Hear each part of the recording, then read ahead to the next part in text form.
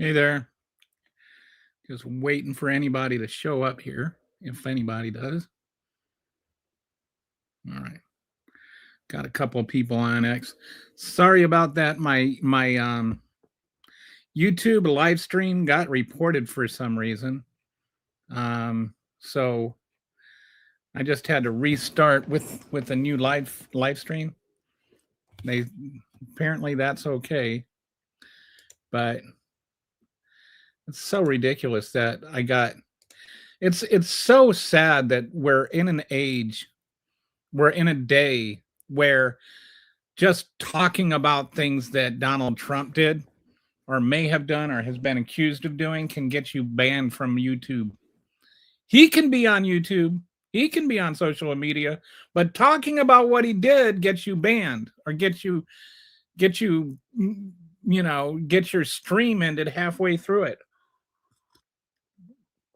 It's like people have more of a problem with talking about what he did than the things he actually did. It's so just deplorable.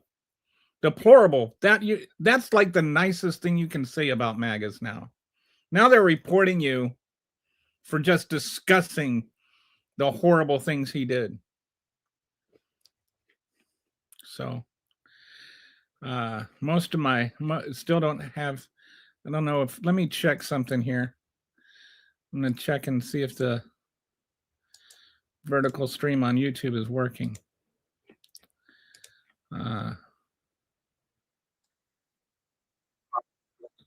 It does seem to be working. Okay. So some people might be popping on here smartly.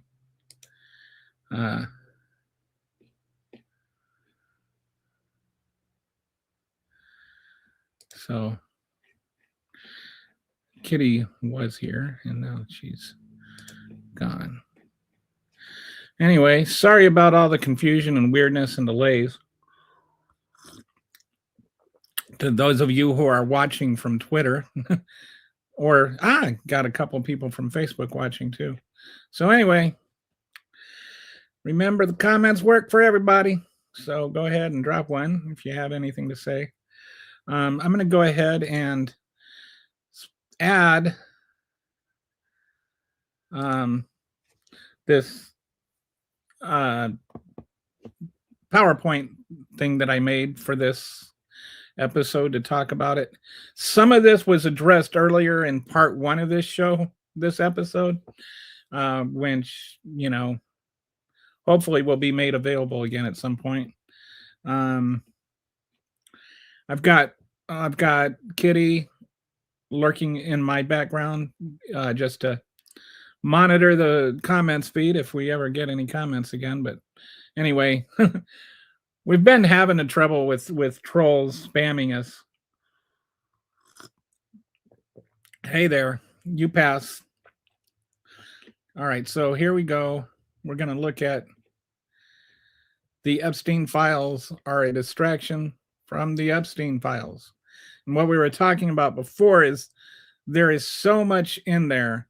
There's so much in the release that, one, you're basically hiding needles in the haystack and saying there aren't any needles because people are going to just pull up enough hay that they're not going to, after a while, people aren't going to want to differentiate the hay from the needles. And as Kitty was pointing out earlier, just because some of the stuff in there might not be true doesn't mean that nothing in there is true. And I think that we're going to end up at that point where if anything in there is not true, then that means that nothing is true. But like, I think she made a really good point. If even 1% of those allegations and affidavits are true, that's a lot of stuff that's true. So you can't just dismiss, well, those are just affidavits. Some of those affidavits might be true. And then, as we were looking at,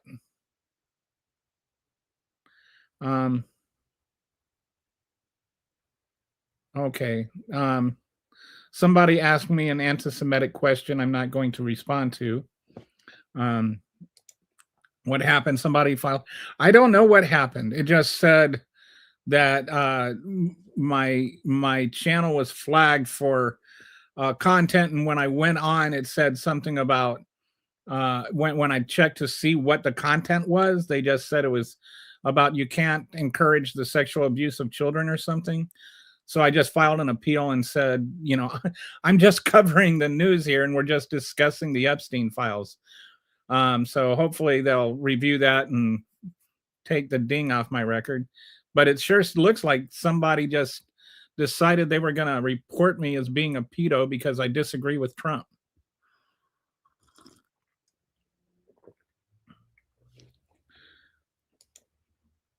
That as a salty bot. Do you want to pop on and explain what you mean by that, Patsy, or you want to lurk in the background right now? She wants to lurk. I'll let you pop on if you want to pop on. So anyway, that's all I know right now. Hopefully it'll get restored. I got some good news though, since we're at a good point to talk about this. I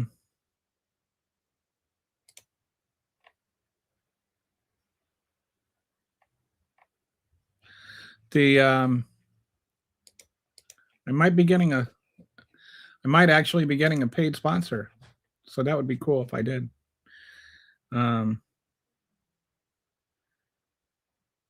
Clintonstein files. ICE did not bring chaos.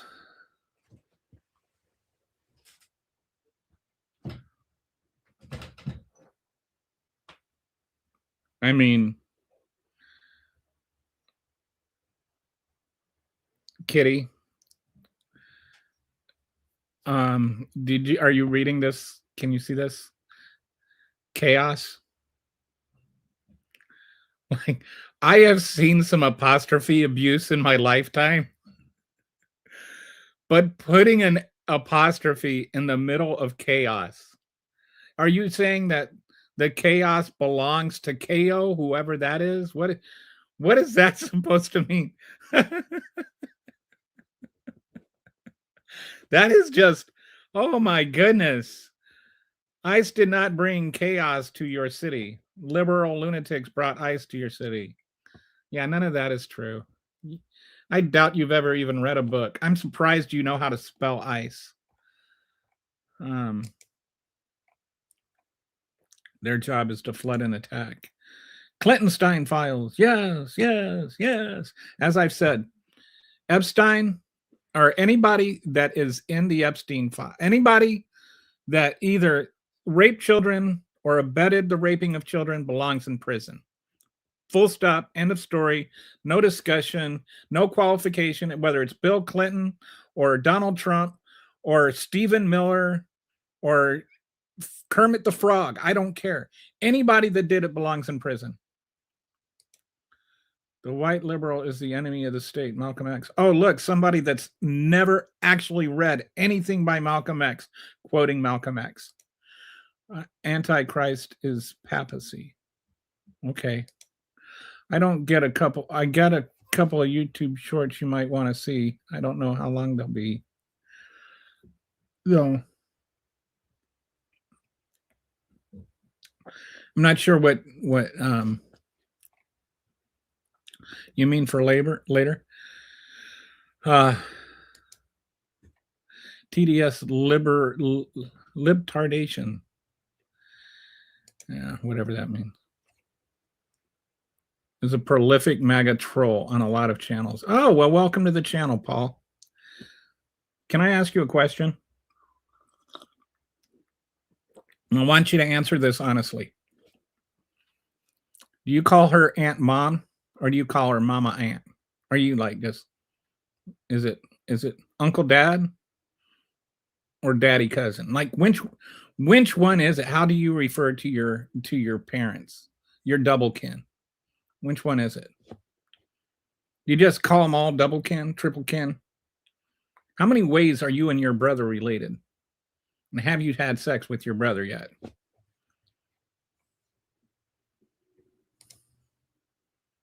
Jeffrey is in the Trumpstein files. I identify as a non-binary, whatever that means. You'd think somebody that's, got a reputation as being a troll would be better at it by now. Like, that's not like MAGAs have zero concept of how humors work. All right, so let's talk about the Epstein files some more.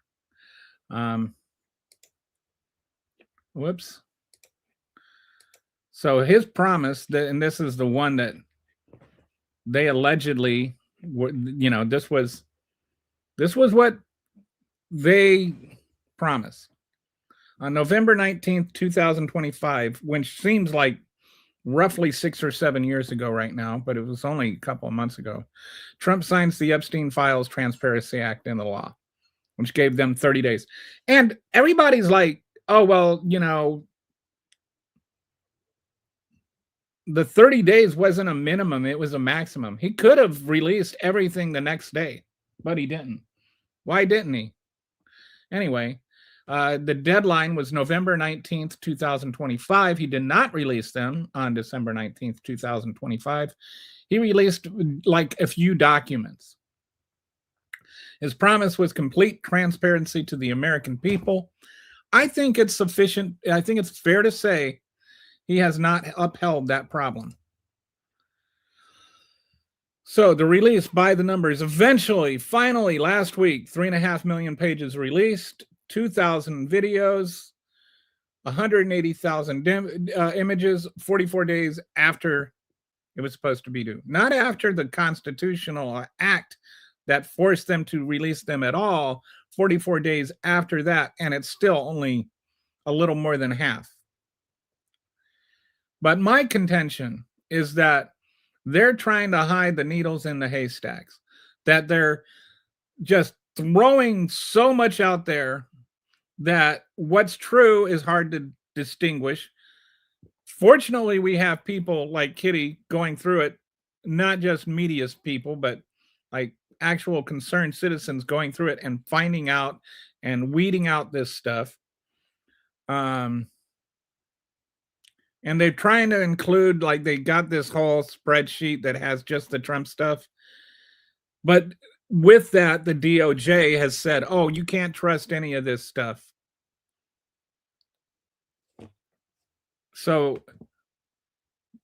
even the DOJ, which is supposed to be objective on it, is being very, very subjective.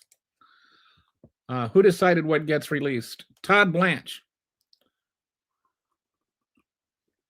A man so white, his name literally means white. Previously, Trump's personal defense attorney. I think that, I've heard before people mention, once you're somebody's defense attorney, you kind of never stop being their defense attorney. And Todd Blanche is certainly still acting like Donald Trump's defense attorney, who oversaw 500 lawyers reviewing the documents. And he says we did not protect President Trump. Who says Republicans can't be funny? The Spectacle, what media covered, Trump mentioned 3,000 times. So that, just the volume of times, which actually plays into the hands of what Trump wants. See, they're just trying to get Trump. It's just another trying to get Trump. This is what they do with everything that he does wrong, is they just, Russia. I'm sorry. Russia was actually, Russia did interfere and you did try to help them. And that's according to the Mueller report. Unverified tip line submissions, which not everything is there is true, but there is certainly a possibility that some of it is. And this is a question that I keep kind of going, why were they not followed up on? Why was none of it ever followed up on?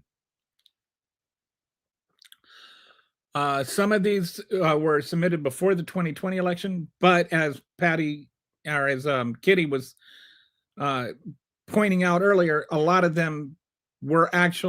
these allegations came long before 2020. I thought that, most of them were from 2016 or later, but apparently there were a lot that even happened before Trump ever even announced he was going to run for president. Clippings Epstein saved about Trump's politics, which, whatever. Nobody cares about that. Photos from parties in the 1990s and 2000s, when some of these photos are very, very damning. So let me.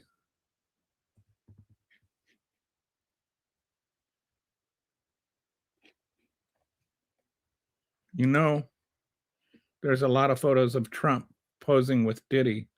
I did not know that. A lot of these kind of like the Diddy thing, I never got into that much. I mean, I know that I saw the one video where he beat the crap out of his, wife or girlfriend or whatever it was. And I heard that there's some pretty disgusting stuff involved with him, but there's only so much sickness you can wrap your head around one, and that one I never dove into it. Now I guess he didn't get convicted of everything or something. They will probably be at a party together in the future. Yeah. I see what you did there. Nice. Yeah, I hear there's a pretty hot club where they're going to be. Okay, they campaign for Scamala. You really are a terrible troll. Like, dude, who writes your material?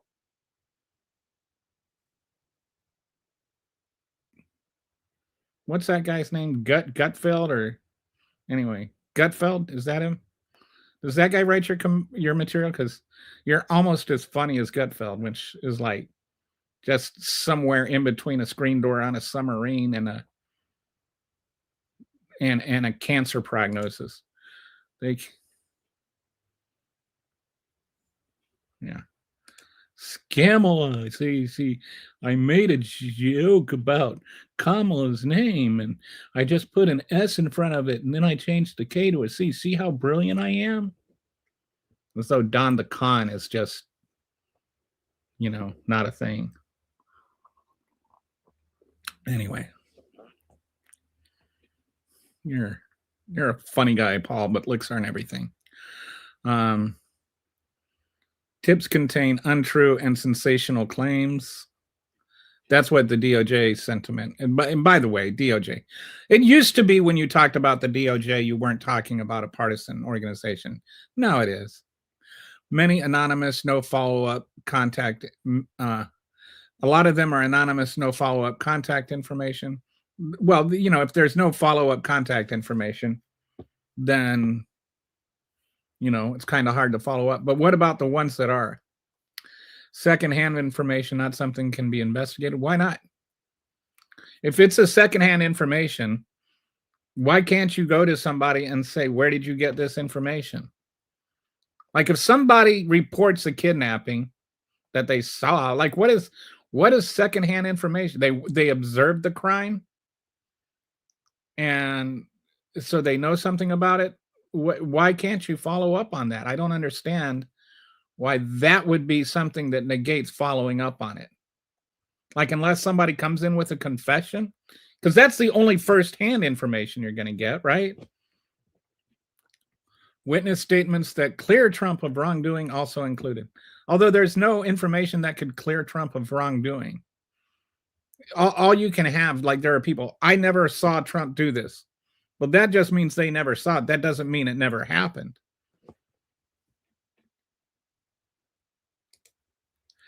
Who got exposed?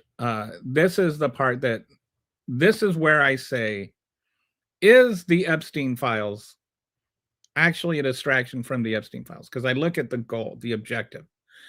And Kitty talked me down on this a little bit earlier, but still, 43 names were unredacted. 0 clients' abusers were identified. The victims have suffered more from the release of the Epstein files than the abusers.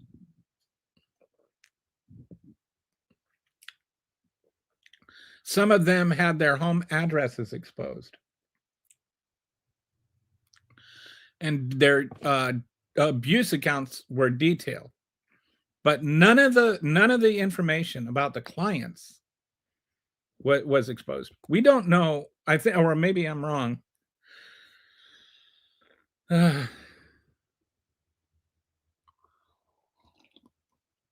But you know,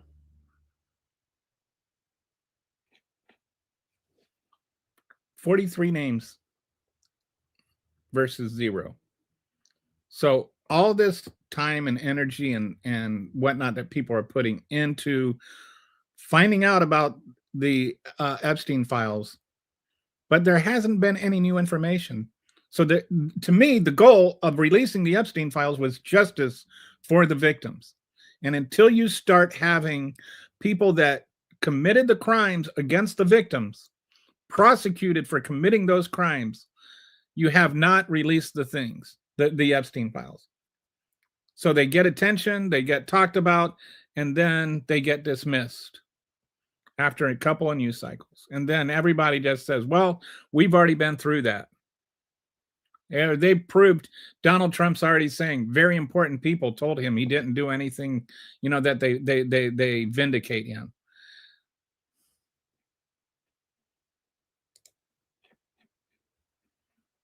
The Epstein file. Oh, wait. Whoops. Kelly. All right. So next, redaction priorities. Let's talk about this. What was actually redacted? Trump's face in a news article. I have no idea why they would feel that needed to be redacted. Whoops, victims' names, including minors. Not all of those were redacted. Victims' home addresses. Not all of those were redacted. Financial records showing payments. Now, that would have been helpful to know. Like, one way you can really know something about who is paying the traffic people or traffic children is like by seeing who paid the traffic children. Co-conspirator memos, those were redacted. Corporate protection agreements, those were redacted. So the things that would actually help us to get justice for the victims have been redacted. But the victims' names haven't been redacted. So what are the priorities here?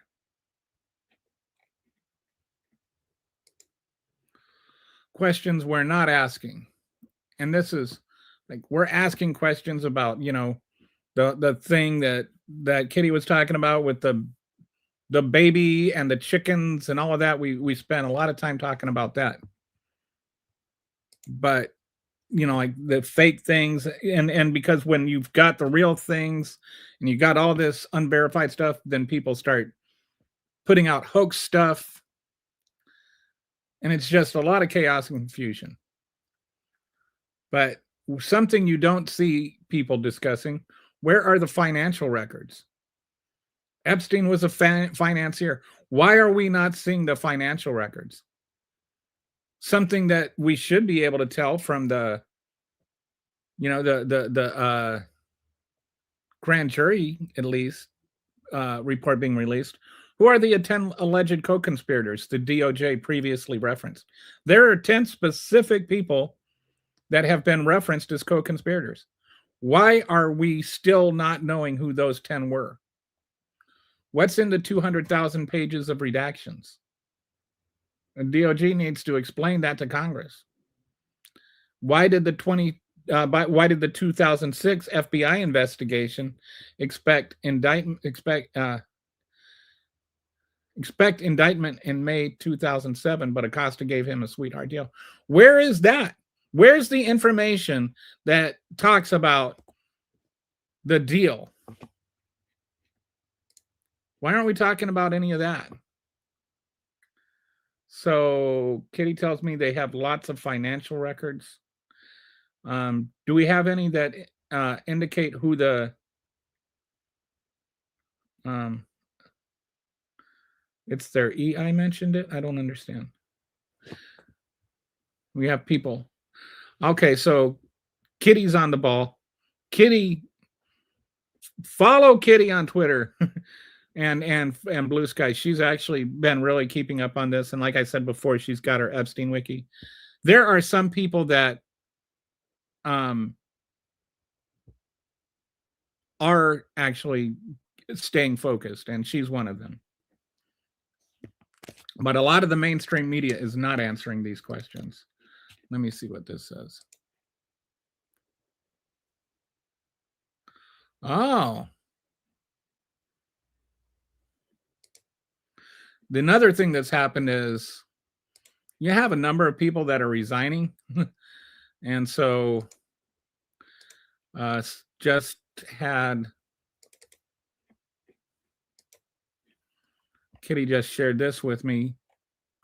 Denmark's United Nations Refugee Agency Director Joanna Rubinstein stepped down after showing up in the Epstein files. She met Epstein at his island and brought her kids. Thank you so much. The kids loved your stories and, of course, your island.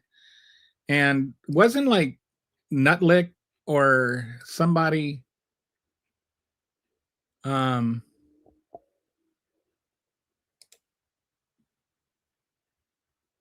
seems like there was somebody in the Trump administration, one of the sycophants that like had a family vacation to the island or something. Like, who takes their family to Epstein Island? That's the weird thing. Patsy's got the answer. We have charges coming against the Denmark person in the UK.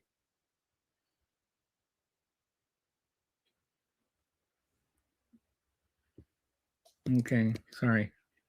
I'm trying to read facial sign language. Okay. Breaking, Peter Mendelsohn has been reported to the police over the latest Epstein files revelations. The S&P said serious allegations are now emerging that sensitive state information may have been passing between Mendelsohn and Epstein. Who is this guy? Peter Mendelsohn reported to police amid new Jeffrey Epstein revelations. The party's Westminster leader, Stephen Flynn, reported the Labour Party appeared to the Metropolitan Police on Monday, asking them to investigate whether there is sufficient. Wow. Okay. So I'm not all that up on British politics, although I probably should be more. It's amazing how informed a lot of people in other countries are about American politics, but we don't have any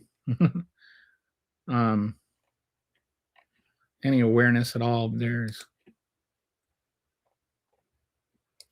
The FBI has had TH. I don't know what that means. What is TH? The FBI has had the Epstein files since 2006. Intelligence has clearly blocked release for over 20 years. And that is another thing that, it came up in the first segment. And I think is really striking and something that needs more discussion is that we need to consider that there's like global implications. Like this is not just a scandal regarding sex trafficking children, which is horrific enough, but it's like the elite and powerful. It's not just the rich and powerful, but also the political elite that are involved in this. It's not just the Prince Andrews of the world.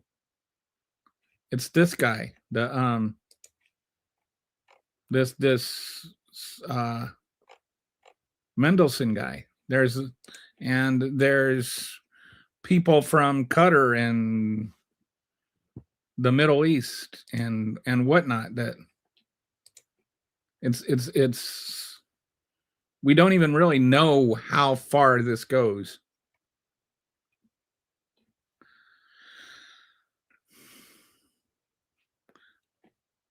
Somebody really wants to get their anti-Semitic crap on this show. I'm not going to allow that. Where are the, okay, so then,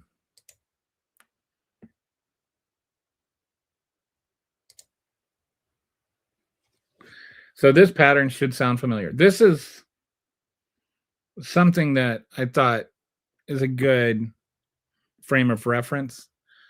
It messed up the thing, but anybody think of this, like when you're talking about all the affidavits? This might be where they got the idea. I just think of Rudy Giuliani waving the big stack of affidavits, saying that this is proof that the election was stolen. And then people talking about it afterwards, like saying, oh, they didn't rule on the merits. They didn't even look at the affidavits. And it's kind of my concern with, talking about these affidavits as though every one has been verified. The same way that I reacted to the sworn affidavits from the 2020 election, they might be looking at these sworn affidavits against Trump. A sworn affidavit is not proof. It's just a sworn affidavit. It just means somebody said something under oath. I'm not sure how often people get prison time for, having a wrong sworn affidavit.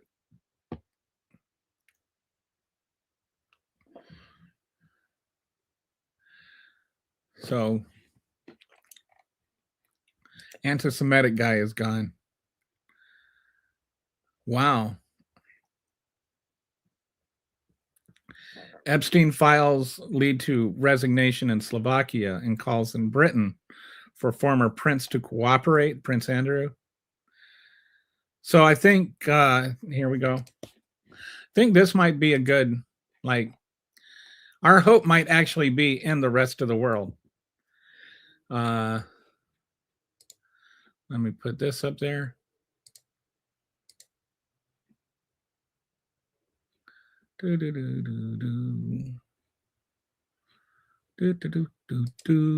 Okay.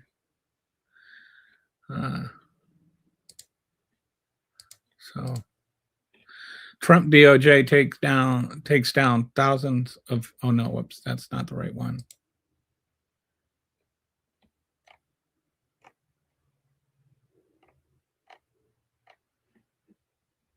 Where did the,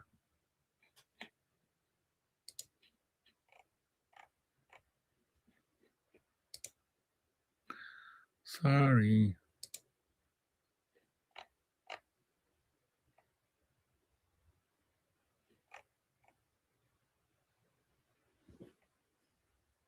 All right, maybe this is this the one? Yeah. Trump DOJ takes down thousands of Epstein docs after admitting it exposed victims. The Trump administration admitted to a court that Justice Department had to remove thousands of files from the latest. Thought there was something in here about.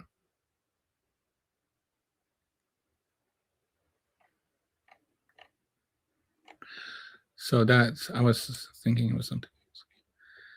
But anyway, to get back to my point, trying to follow, I've got Kitty in the studio in the background, and she's sending me things that she's finding that are relevant.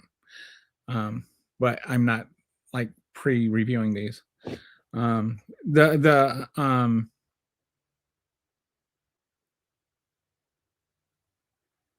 Trump can't control the Department of Justice for the rest of the world. He can only control the Department of Justice for here. But as we start going into these things and we see this government being affected, this prime minister or this, what the person from Denmark, the person from England, there's probably going to be some other people, some other heads that start to roll. And all of these things are connected. And eventually it's going to start unraveling here. And then we'll find out, why is Pam Bondi covering for the Americans while everybody else in the world is prosecuting their predators? We are letting ours walk, and why? And, you know, there's so many MAGAs that want to just make this about what about Biden or whatever. You know, why didn't Biden do it? Well, that doesn't matter. What matters is what we're doing going forward. If you want to say Biden was wrong, fine, Biden was wrong. That doesn't make Trump right. Have you ever heard of Agartha? No, I have not. I have no idea what Agartha is. Let me ask. I've never heard of Agartha. I'll see if Claude has.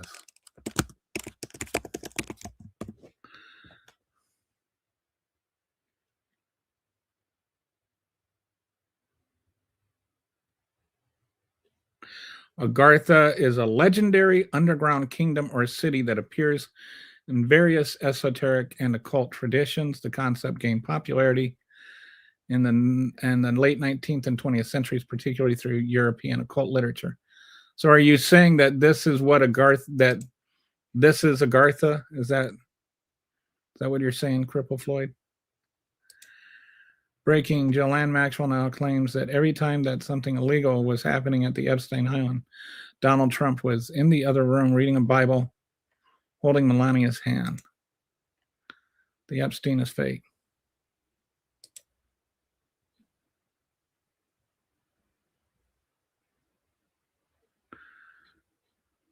Huh.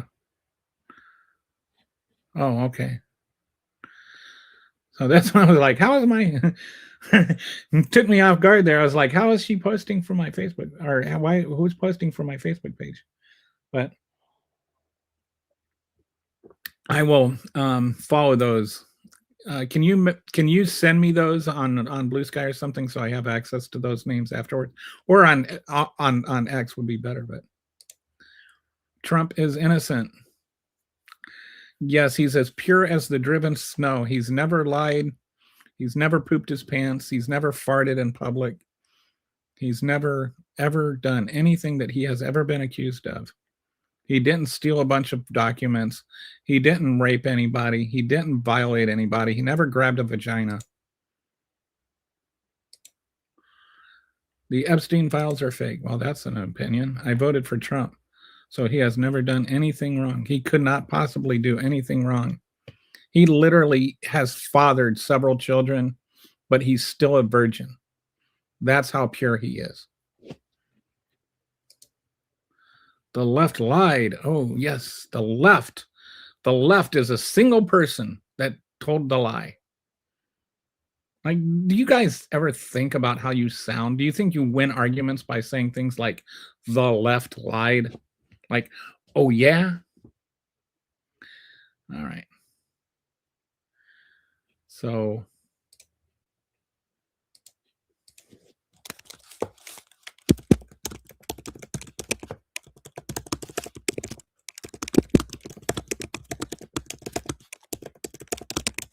hang on, just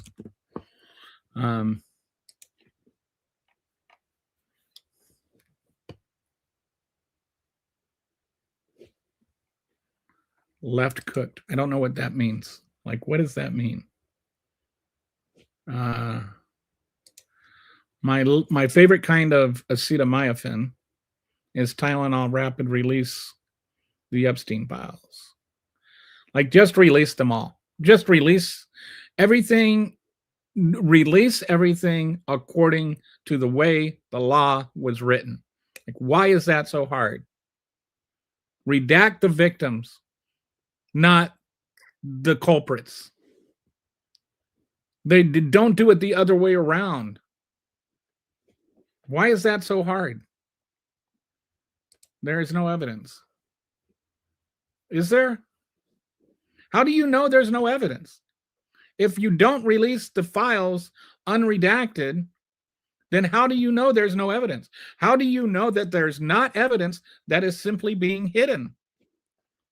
How do you know that none of the affidavits are true? Because if some of the affidavits are true, then there is evidence.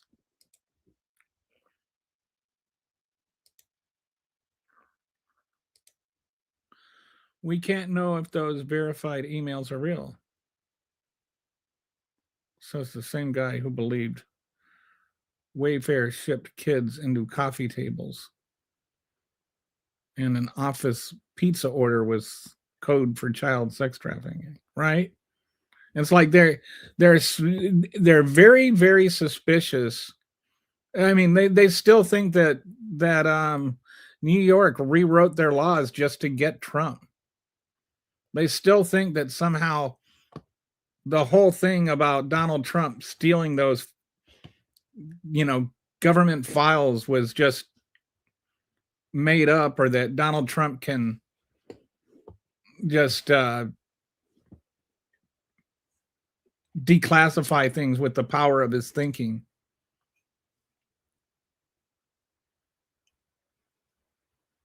They're fake. Trump stated he's never been. Yeah, the Epstein files and Epstein Island have nothing to. I mean, they're not the same thing.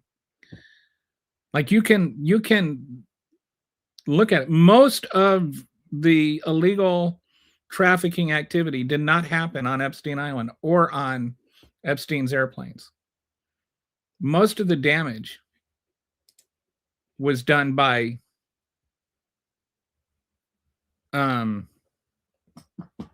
was done in the homes, especially in Palm Springs, where, by the way, Donald Trump lived like less than a mile away from him.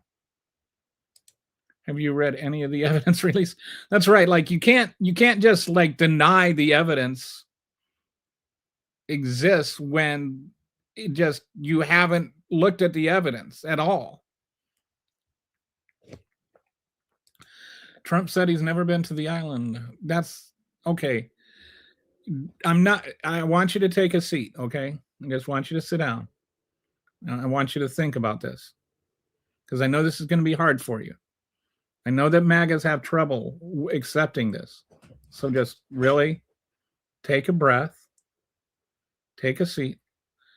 Sometimes Donald Trump says things that aren't true. I know. It's hard. But sometimes Donald Trump says untrue things. And also, whether he's been to the island or not is kind of moot, because just because he's never been to the island does not mean that he never did anything illegal with Epstein. Well, Trump didn't do anything.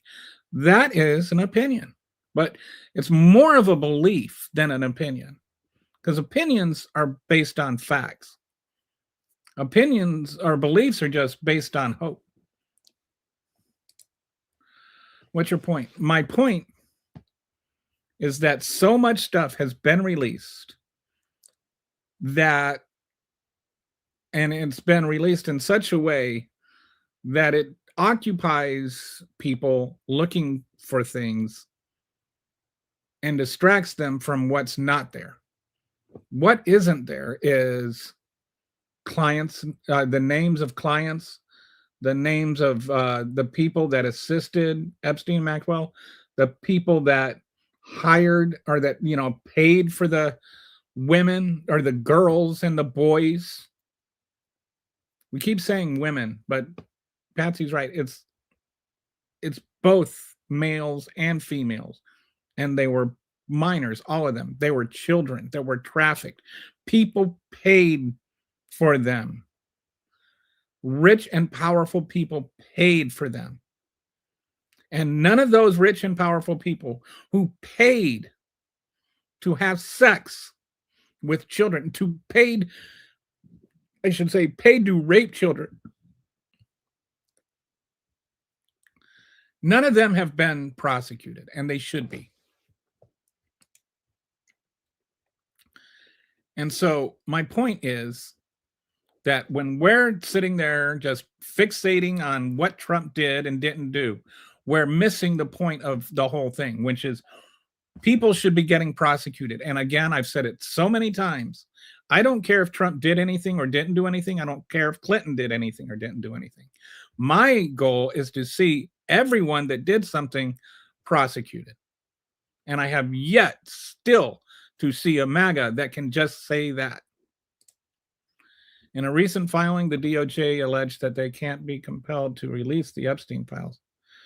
Yet nothing says innocence like refusing to prove your innocence. And The DOJ actually doesn't work for Donald Trump. I know that's a shocker. But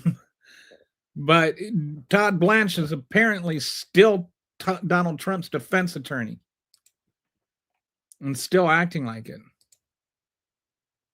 He's said a bunch of stuff. LOL. That's how the grocery bill and tax cuts. Yes, it's to the point if Donald Trump said the sky is blue, I would run outside to see what the hell happened to the sky. What? It's a stunner, ain't it?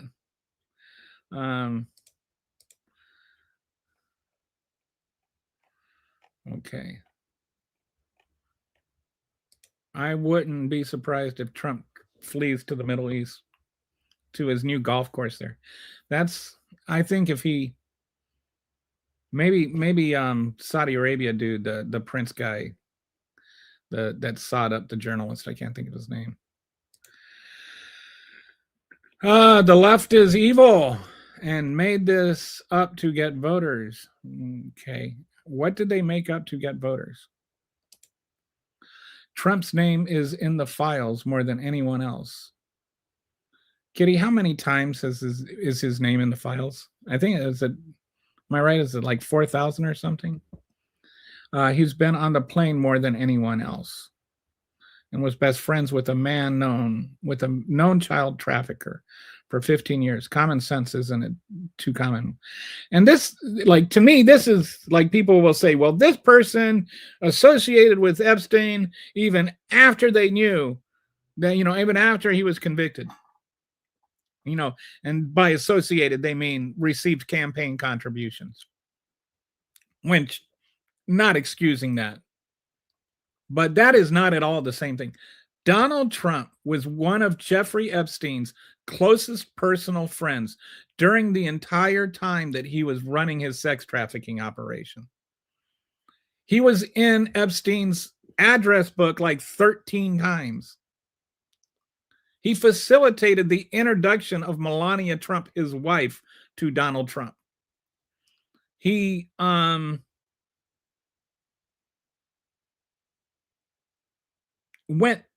there's video of them enjoying being at parties together where sex was a big element of the parties. They were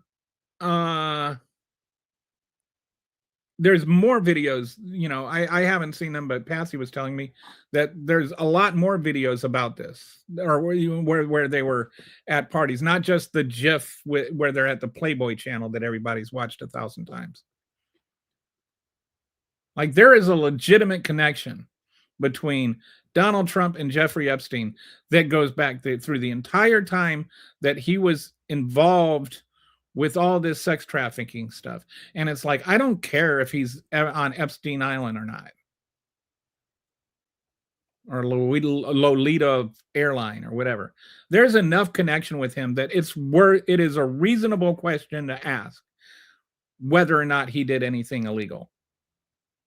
Like, if my best friend were, trafficking sex children for 15 years and getting billions of dollars off of doing it, I think I might notice.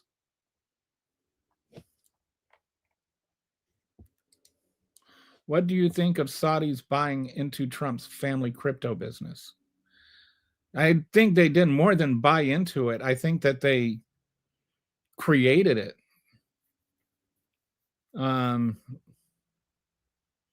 There is some serious corruption stuff going on there. Donald Trump has made billions of dollars off of being president in his first term. I think the latest I've seen, it was at least $4 billion he made off of being president in the first term. But he gives up his salary. Yeah, he literally pardoned the guy that created his cryptocurrency. Well, I'm sorry. He pardoned the former CEO of Binance.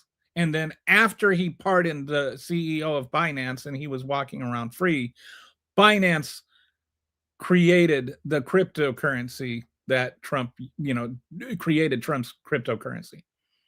It's hard to look at those two dots and not connect them. I want Trump's flight records.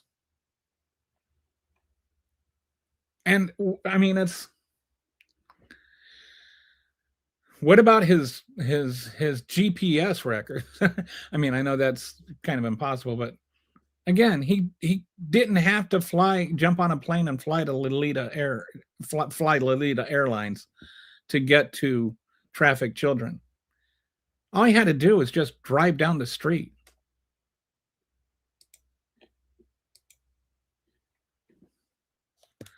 Okay, got another.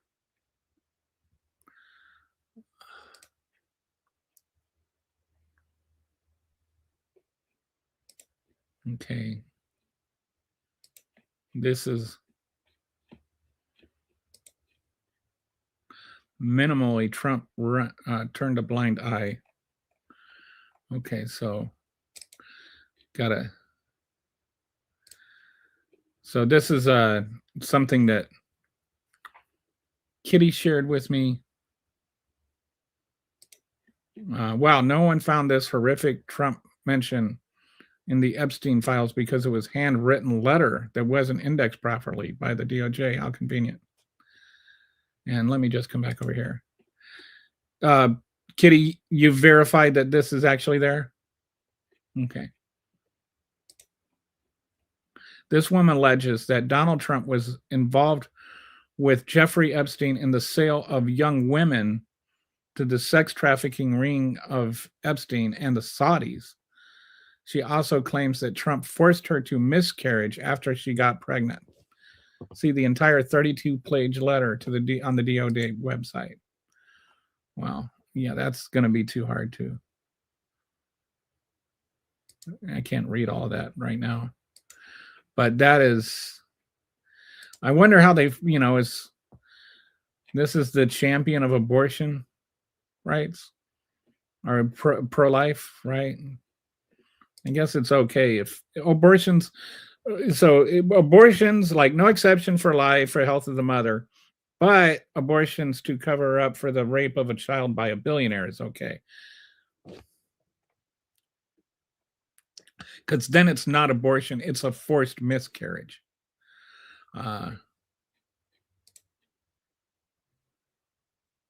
Here's the link to the document.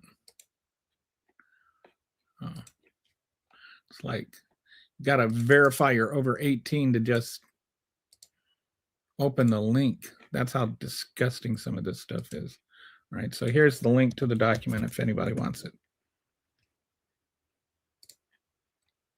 Okay.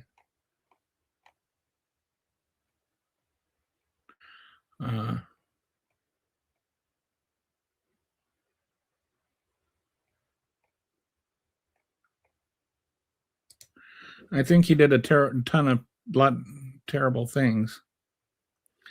Just like every other person in power with money, we all know that they're awful and don't care about the law or well-being of anyone, especially children. Right, left, same thing. I don't know if everything is the same. I think that's just poisoning the well. Anybody that, like I don't, because essentially what you're doing then is just excusing anything Donald Trump did because the left does it too, which is one, the left doesn't always do it true, and not everybody on the left does it true. And it takes the individuality out of it. Whatever Donald Trump personally did, Donald Trump is personally responsible for. And just saying the left is bad too doesn't make him not responsible for his own crimes. Hillary Clinton is in the files. Trump isn't. That part is a fake. Epstein hated Trump. Okay. I don't even. That's just weird. Playboy channel does not I don't know what did somebody, I don't know where I don't know what this has to do with the Playboy channel. 38 trillion in debt. He spent 8 and 4.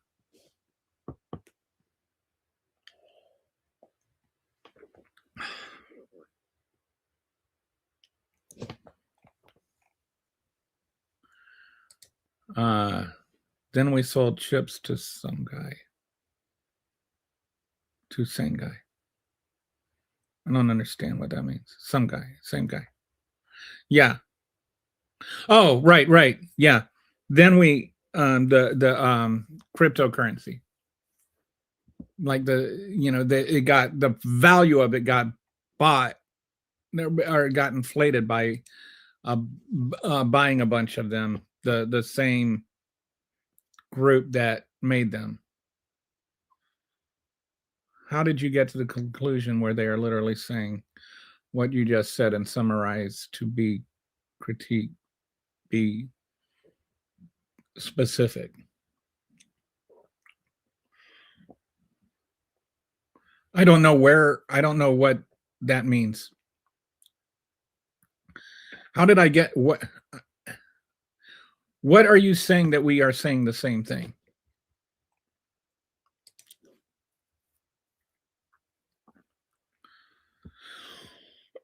You are asking a man who already has money to make more money and taking a position as the leader of a country to make more money. Yeah, of course there's incentivization.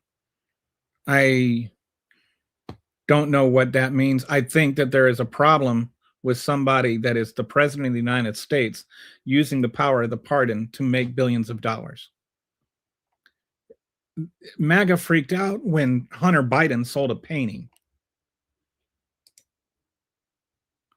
You won't subscribers play Larry June, the smooth kind, and I don't know what that means. I don't know if you're doing speech to text, but this is not a like I can't figure out what the sentence is supposed to mean. There's not enough sentence structure to figure it out. Well, it's also a very smart man who's using, well, he's not very smart.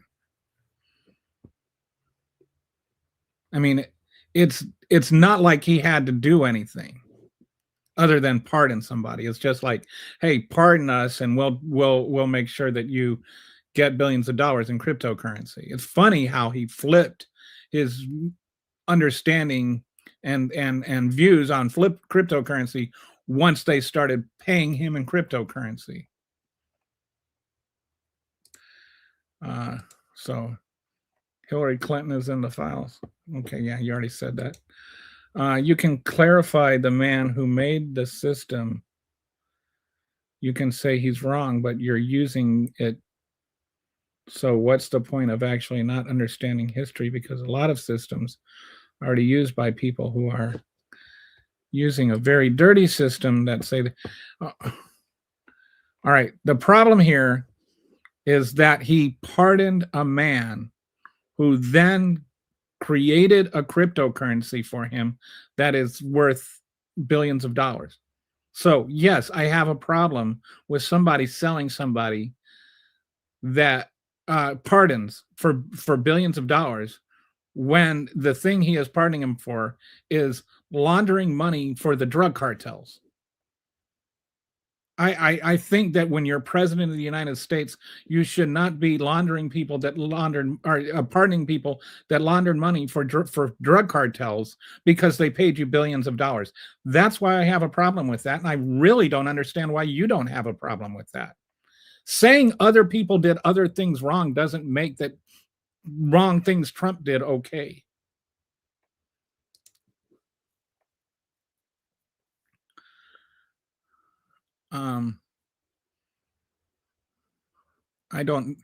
You seem to be heavily medicated.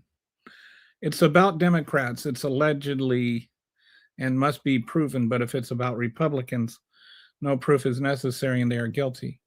In what way do you feel I'm saying that? I have said repeatedly, anybody who helped sex traffic children should be prosecuted. I've never said any qualifier about Democrats or Republicans. You can never use anybody as a big protagonist or the biggest evil without actually describing itself and then saying and to antagonize nothing, but only give very simplistic.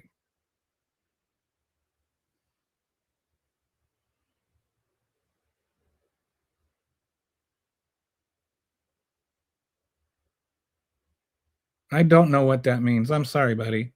I'm trying to figure out what you're trying to say. I realize you might be using text to speech, so things aren't coming out clearly. Um,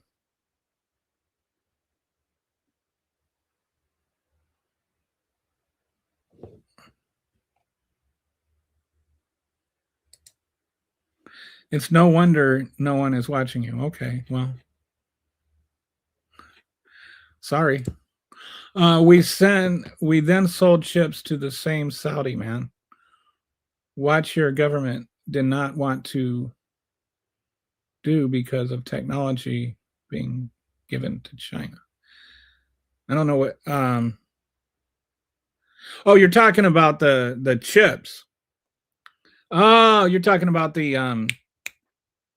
I'm sorry. I see what you're going on. Or what you're discussing is the AI chips, the chips that are used for AI. Yeah, I think there's this whole thing with the AI that's concerning and pretty much ignored. And I'll be nice. I agree that you have the freedom. Absolutely. I agree that. But also, no, one thing that you clarify is don't talk about that the man you hate, talk about the policy he makes. Okay. I do not hate Donald Trump and then hate everything he says because I hate Donald Trump. I want to make this clear. I have not changed my perspective on anything because of Donald Trump. I haven't. I hated the idea. I hated racism before Donald Trump. I hated fascism before I hated Donald Trump. I do not hate Donald Trump and therefore hate those things. I hate those things and therefore hate Donald Trump. I'm not going to try and be objective and pretend that those things aren't wrong anymore because Donald Trump does them.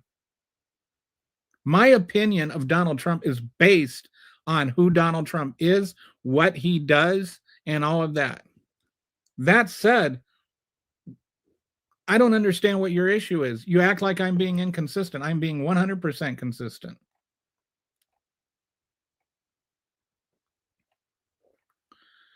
If you can understand that he turns a blind eye,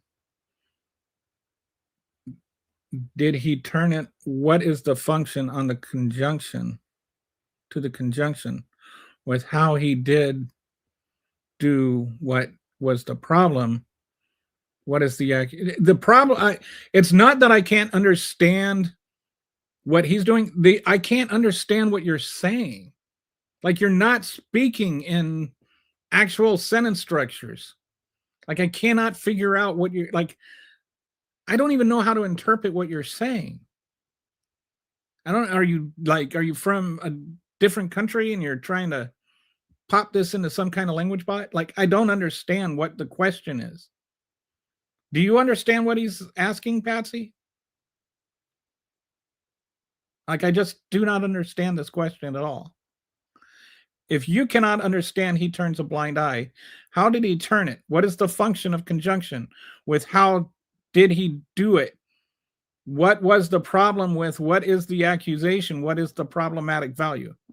I have no idea what that means. I'm not trying to be mean. I'm telling you, I'd love to answer your question if I could figure out what it is. God loves you. He does. Look at the context of the paper. Well, that's what we had Patsy on to talk about. She's looked at them. Have you looked at anything? The problem here is not what I have looked at or what other people have looked. You want to dismiss everything that comes from people who have looked at it when you haven't. So anyway, we'll come back. We'll get to your comments again when you can speak English, because I am just like tired of trying to figure out what you're saying. Just like whatever Bill and Larry and Robert and all the others did needs to be addressed. Yes, Bill. I guess you mean Bill Clinton. I don't know who Larry and Robert are. Larry, Lutnick. Robert, I don't who's Winch Larry and Robert.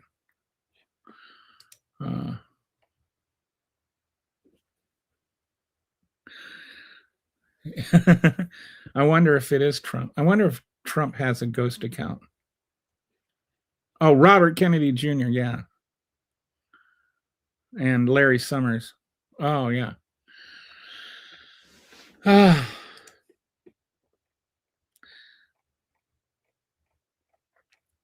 Robert Kennedy Jr., or as I refer to him, Screech.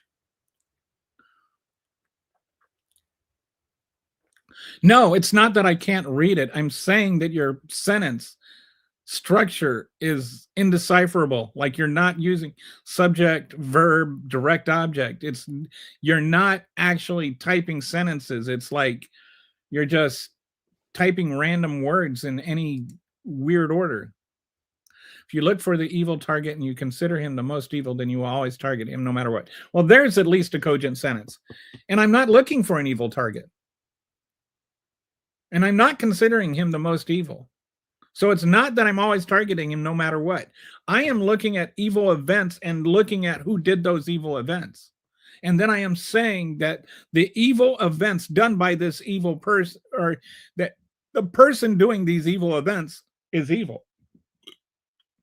I am not, my starting position is not who Trump is. My starting position is what Trump did, what Trump is doing.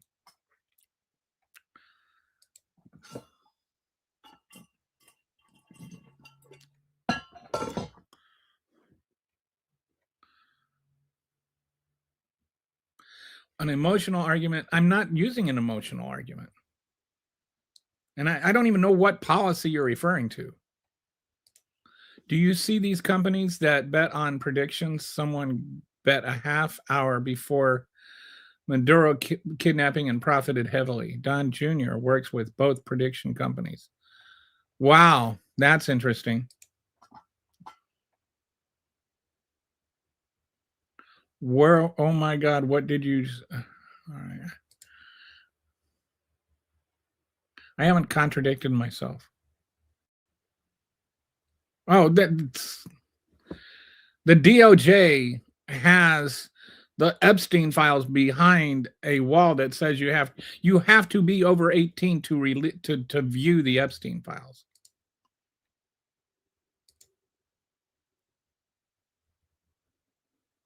You're just too weird. What is the talk? Yeah.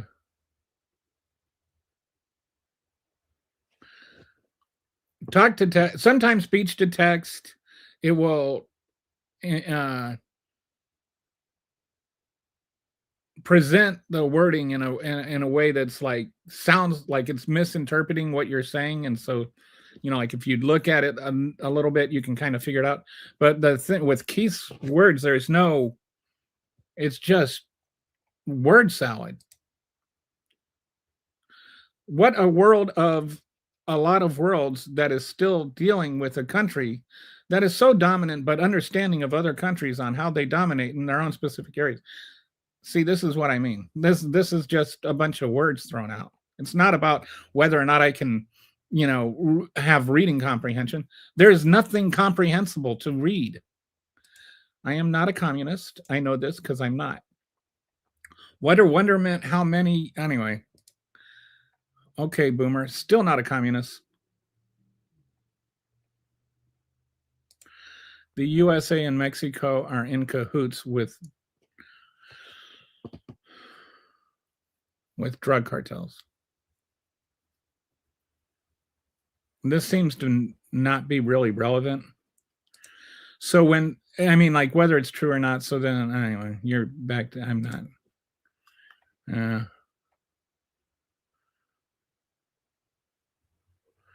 It's literally your own system against you, and you live in why you can't understand it. I don't even know what system is it.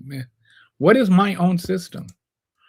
But you're asking another man who can literally not care how you develop, neither question.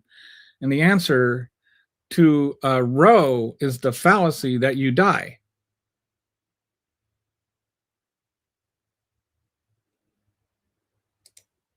consequences of understandability, and also how your education system works and how you accumulate that knowledge and how you can problem solve is quite more beneficial. I'm your age. If anybody else can figure out what Keith is trying to say, let me know. I'm your age, and nobody, Republican or Democrat, is going to jail over Epstein files. And we will never know the whole truth of how much different people were involved. Both parties knew about Epstein. Well, I think that this is, in the first half before I got reported for like talking about the Epstein files. I think one thing that Kitty pointed out is that is really helpful is it doesn't have to be the DOJ that brings the first prosecutions. There are other states that are looking into bringing state prosecutions based on what has been released in the Epstein files. This is maybe something that they did not think far enough ahead. Define fascism. We've been down this road so many times, but I'm not going to define fascism just to humor a sea lion. There's like I had a whole week on fascism. Like we can cover it again another time, but I know what fascism is. That you say define fascism, though, just shows me you don't know what fascism is. Fascism is not an ideology. It is a government that has a series of traits and characteristics.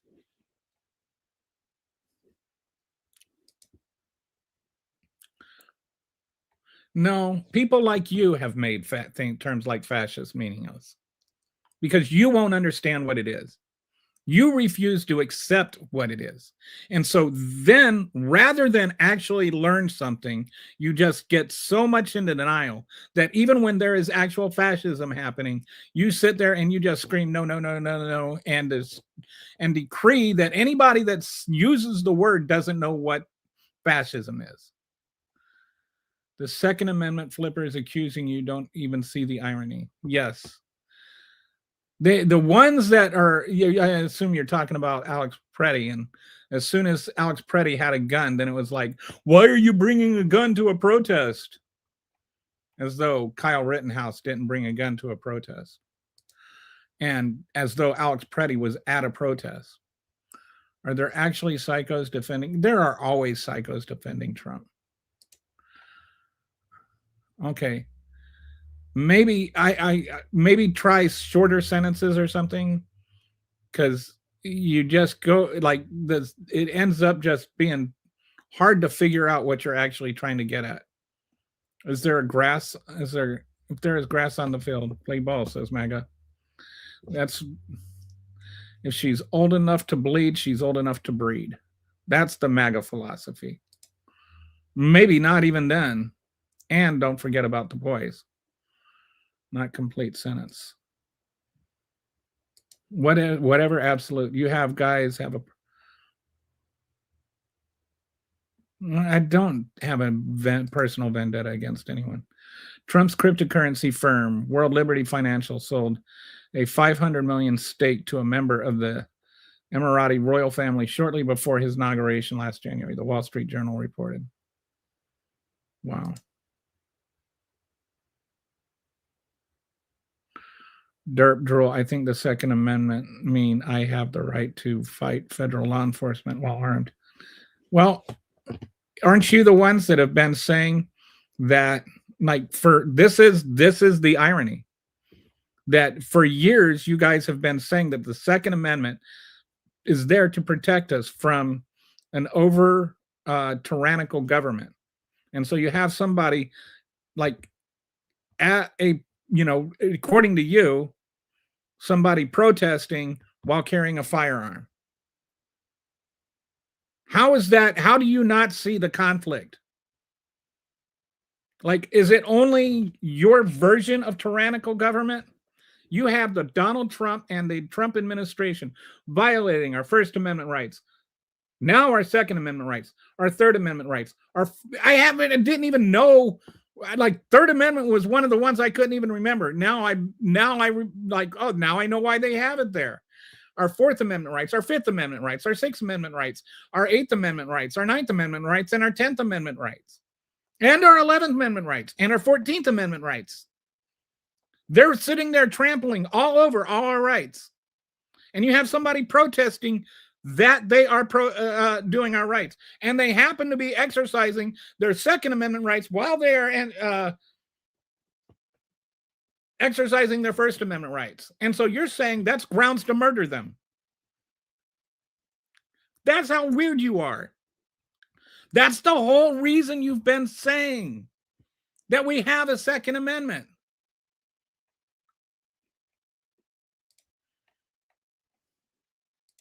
This person is not giving complete sentences, so it is not communicating anything concrete. Well, it's like a kind of it's like a series of stitched together fragments. Well, I'm not from America. Why should I care? That's the absolute. I never said you should care. I'm just saying I'm trying to understand what you're saying. And you're facing off with a proprietary sum. See, like this, and you're facing off with a proprietary sum country. I have no idea what that means. Larry Summers. What is the point you don't look into my country? I don't even know what country is yours. Anyway, okay. No wonder Trump's biggest supporters are. It's like, do you get paid in rubles or dollars, dude? Neither side will ever. So then both sides. I think that the Kennedy assassination is. I think he just got shot by a guy. I think pretty much everything has been explained over and over again.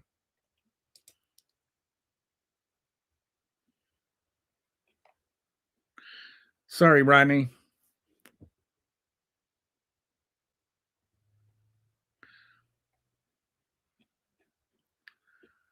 How far am behind am I?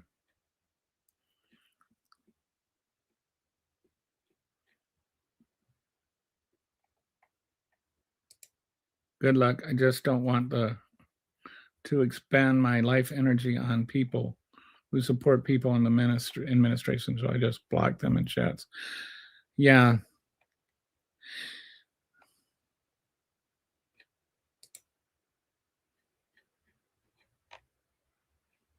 Okay, let me guess.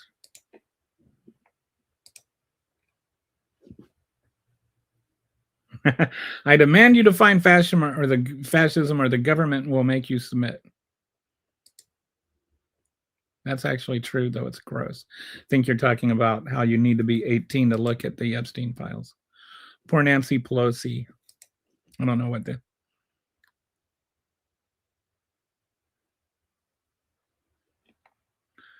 I think she's in a minimum security prison to keep silent about what she knows about Trump. Okay, I don't know what this has to do with anything, but your entire premise that we have the right to bear arms to protect us from an overreaching government. And then you're contradicting that by saying he shouldn't have been armed while he was protesting a tyrannical government. Like, by your definition of Second Amendment, it should be perfectly okay for somebody to use their weapon against a tyrannical government. That's why you say it's there. Do you understand the contradiction that I'm pointing out? I've been saying that it's a ridiculous notion that the Second Amendment was written to protect us against a tyrannical government for years. I think that is not a real. Heller is bogus. It's a stupid, stupid decision written by the NRA and NRA apologists. It is not true that they intended that, because of exactly what you're saying. You're just giving carte blanche to people to shoot anybody from the federal government you don't agree with. But in the case of Alex Preddy, he never even touched his gun. And he never was a threat to anybody. And they used lethal force There has to be an actual immediate threat to the life of somebody. And there was no immediate threat to the life of somebody. So Alex Preddy was murdered. They didn't even know he had a gun when they maced him, tackled him, gang jumped him, pistol whipped him, and then they disarmed him, and then they shot him. Stop with the nonsense. There's enough nonsense going on in the world. You don't need to repeat it. Your concealed permit. Read a book.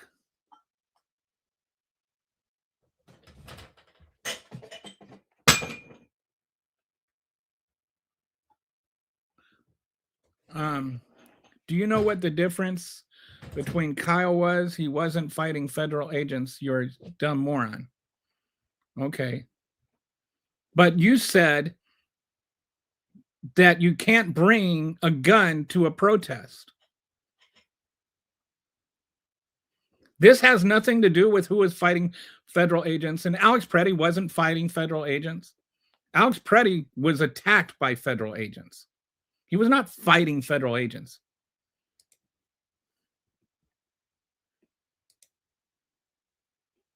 Conceal and carry is legal if you... There was no venue posted otherwise. He was just on a city sidewalk. And there wasn't even a protest going on.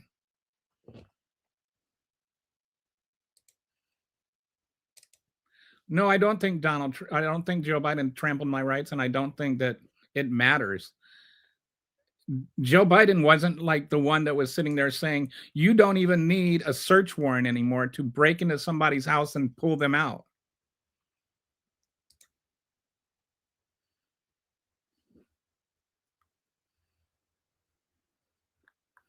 You know, I appreciate this response, John.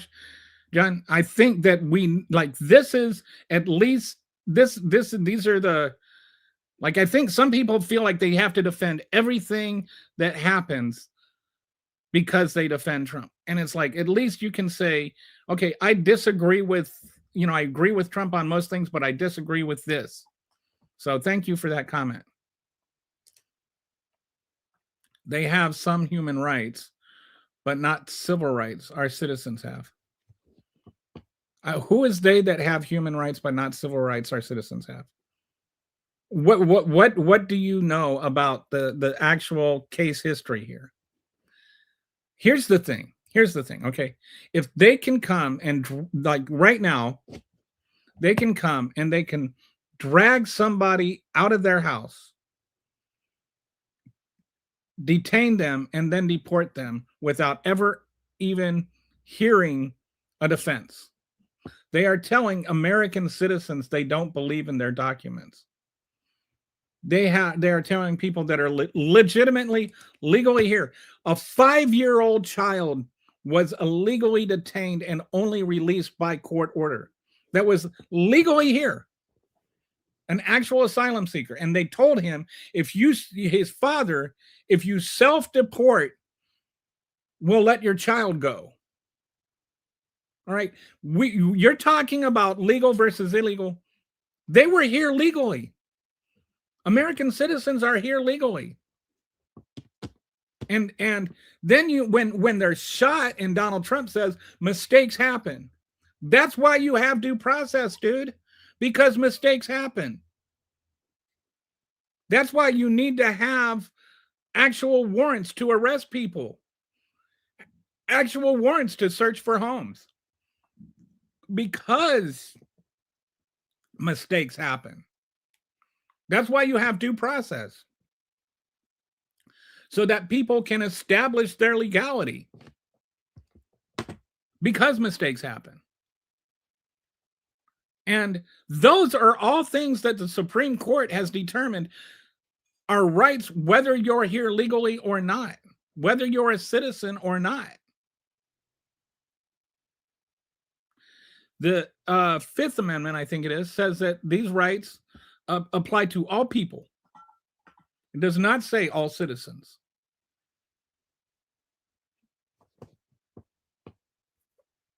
this is a false dichotomy, Mike.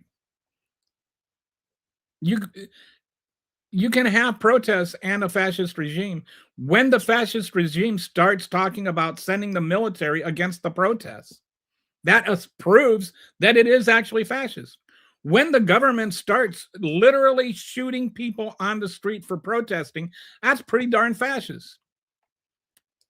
You can do anything if you have a conceal and carry.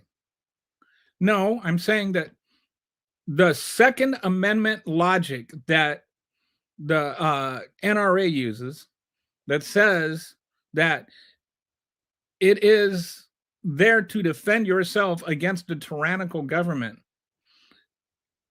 If you extend that logic, then that would mean using your gun against a tyrannical government is protected by the Constitution. All right. Who defines what a tyrannical government is? Does it just mean that you don't agree with it? Like, why is that not a Second Amendment right? If the Second Amendment is to protect you and your right to take arms against the federal government when it's overreaching, then how do you then say that Alex Preddy shouldn't have had a gun when he was at a protest? Does he not have the Second Amendment right that you have been advocating for, you, the NRA, for decades?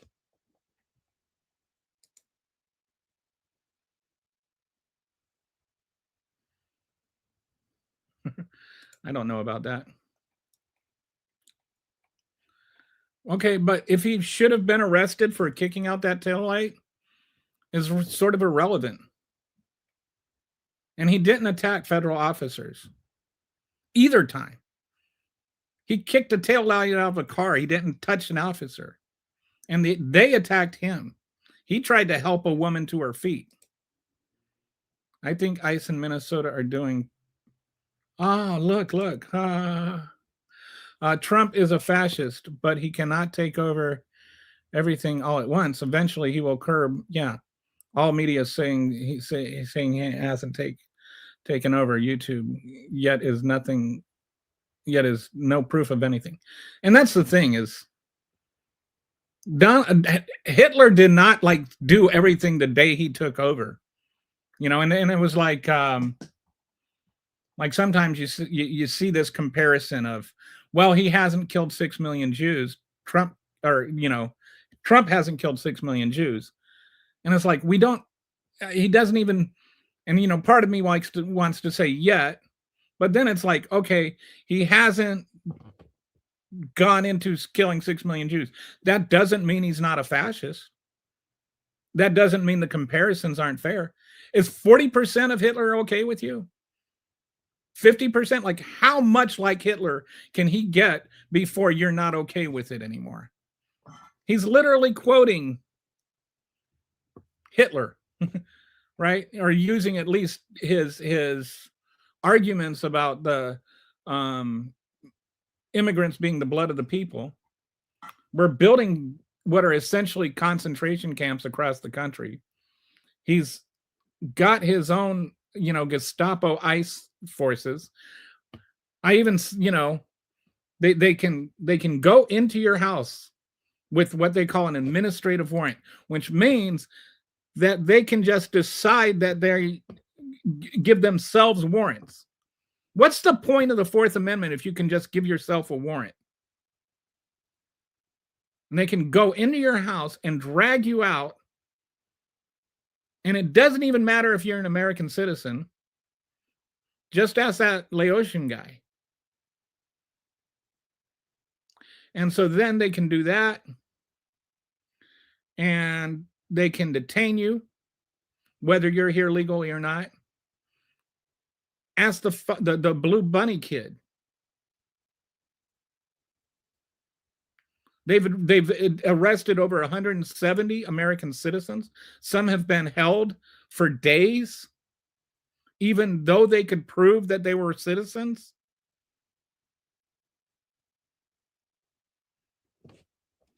Maybe we're calling them fascists, because they're fascist. Maybe the ones that need to look up what a fascist is are the people that are denying it.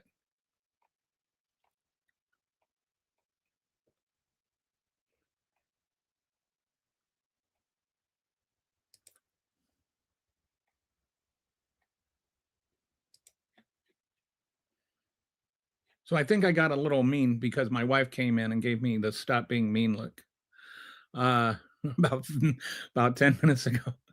No Cash Patel said that he doesn't speak for Trump voters. And I keep hearing I voted for this. Just how the left didn't kill Charlie because we don't agree with him. A single individual killed Charlie Kirk, and we don't even know what his motivations were or where he sits on the political spectrum.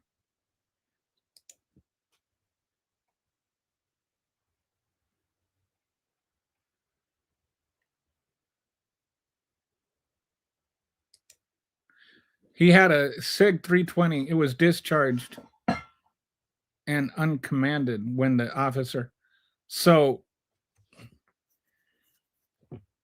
he pulled the gun and walked away with it, and it may have discharged while he was walking away with it.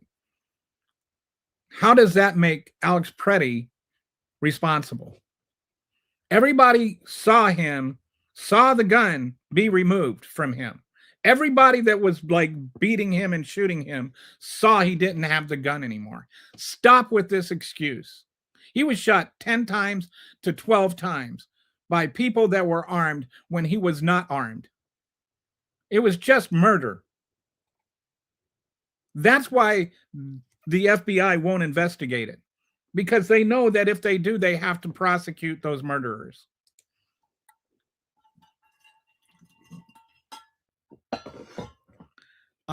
What does the Immigration and Naturalization Act of 1790 have to do with what we're talking about?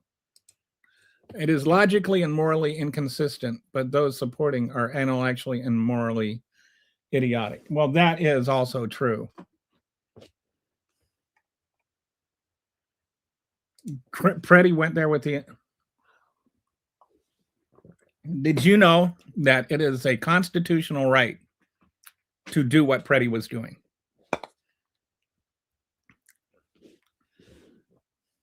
Why do you have issues with people exercising their constitutional rights? Blaring your horn or warning immigrants is perfectly legal.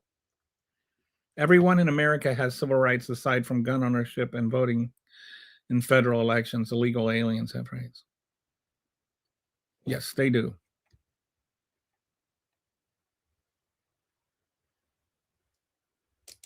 There weren't any riots. Calling something a riot doesn't make it a riot. There is no footage of him at riots. Because believe it or not, I know this is going to be hard for your brain to comprehend. There really haven't been any riots in Minneapolis. There's just been protests. And there's been people observing, which is a legal right.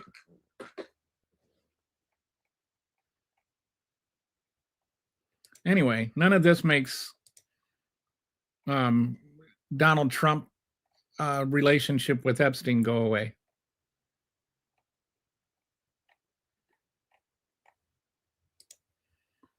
Were they supposed to leave the child in? No, they weren't supposed to detain the parents who were here legally. They were legal asylum seekers. They never were supposed to detain anybody. No, but they're here legally.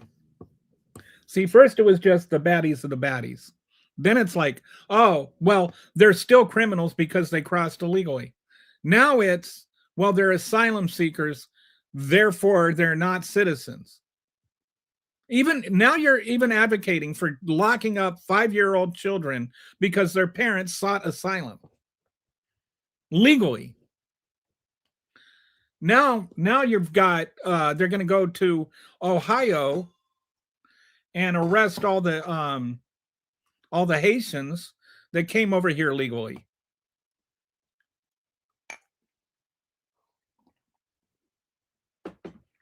At what point to you does it become about the law? I've said before, and I mean this, you can't defend the law if you break the law. You can't enforce the law if you break the law to enforce it.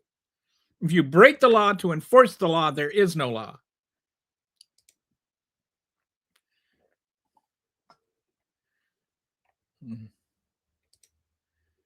The father ran and left. No, that's not true. That's been debunked, and it doesn't matter. The father was here legally. The 5-year-old was here legally. That's what Fred said.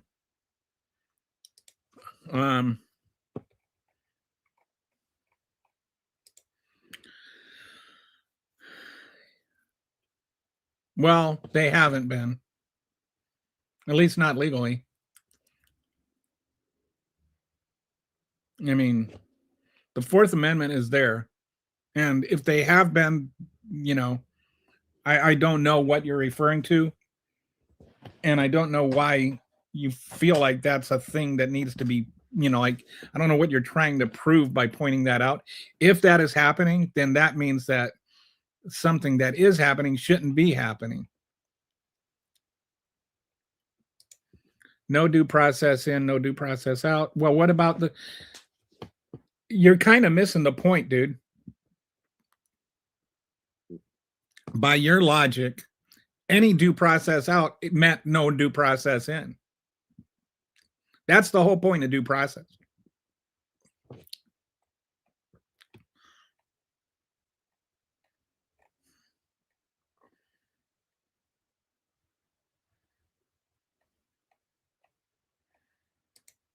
If you can deny due process to non-citizens, all the government has to do is say you aren't a citizen. Yes, exactly. Why is that so hard for people to understand?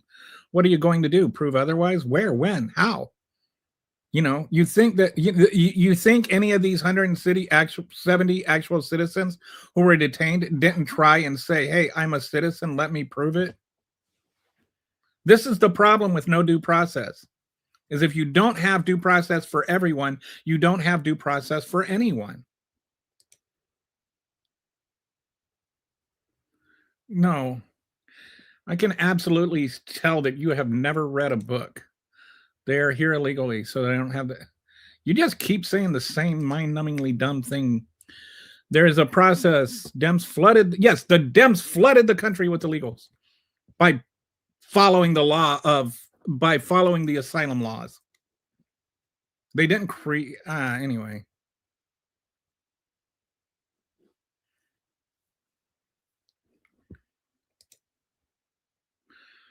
Bond agents don't need search warrants. No, but they need arrest warrants. Like, you can't just go into somebody's house and say, I'm a bond agent. They used Liam as bait. There's something called I want to say it's the Flores Agreement. And back in 96 or 98, it was under Clinton. The FBI used to do a thing where they would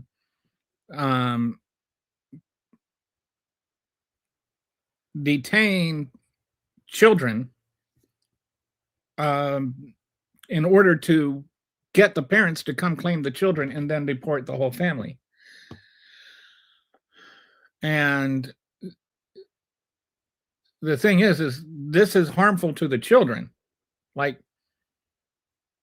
you can blame the parents and say, well, the parents shouldn't be put in this position of having to either, have their entire family deported and destroyed, and risk dying, or have their children, like, locked up in prison. And so it was actually, I think, the Lutheran Church. It was like the Lutheran Church used to be big into defending the civil liberties of asylum seekers. In case you didn't know, they were actually, if you look at the case law and you go back, it's almost always the Lutheran Church that was defending the rights of asylum seekers. And so then there was an agreement that you could only hold the children of, or you could only detain children for 3 days, and you had to find somebody that was like a sponsor, a friend, or a relative, or something like that. And so this is in the same spirit of as that, and it was called the Flores Agreement. And one of the things that was really that Obama got heavily criticized for is that there were all these kids that came over, and there was under Bush there was something called a child, or under Bush, I'm sorry, there was it was called unaccompanied minors. There was a law passed that unaccompanied minors that weren't here with their parents, could be granted asylum automatically, or not granted asylum. I think granted a petition for asylum automatically, like they automatically qualified to apply for asylum. And that was because most of the minors that were coming in were being sex trafficked. And this way they could secure testimonies against the sex traffickers. Because if they didn't do that and they just deported people, then the sex traffickers could just like kill them. And so they could request asylum automatically, and it would automatically be given like an asylum hearing date and all that. And so then under Obama, it started to circulate. People were like literally passing around flyers talking about how all you had to do was go to America and apply for asylum, children. So parents who wanted better things for their children were sending their children over unaccompanied.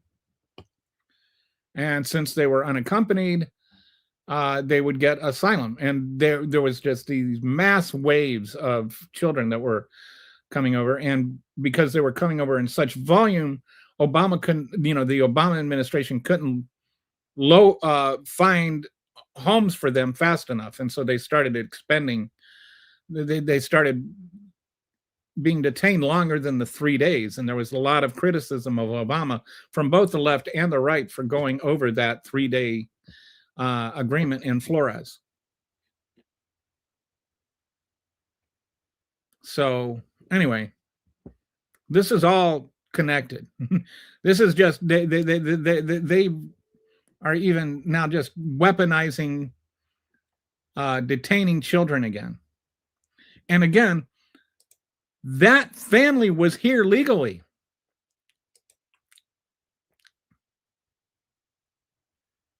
I don't know what the Cloward Pivens strategy is. Let me look that up. If I learned something new today, good.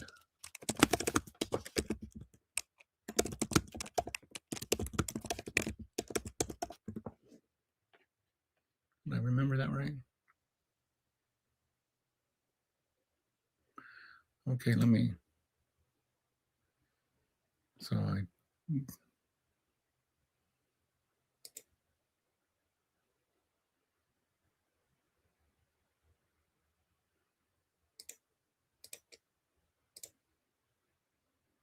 Okay. Cloward Pivens. Okay, hang on.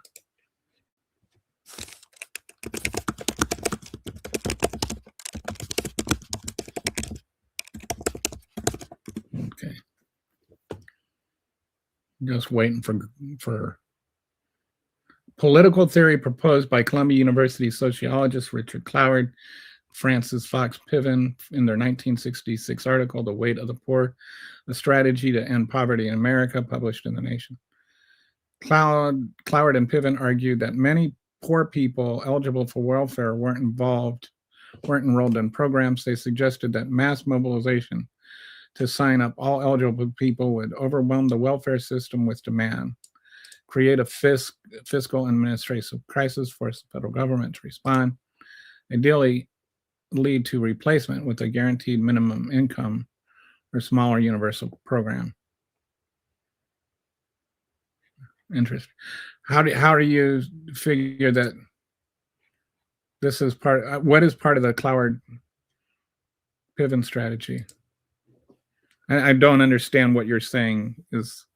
Are you saying that asylum, overwhelming the asylum system, is part of the Cloward Piven strategy? I think I would say that that's kind of,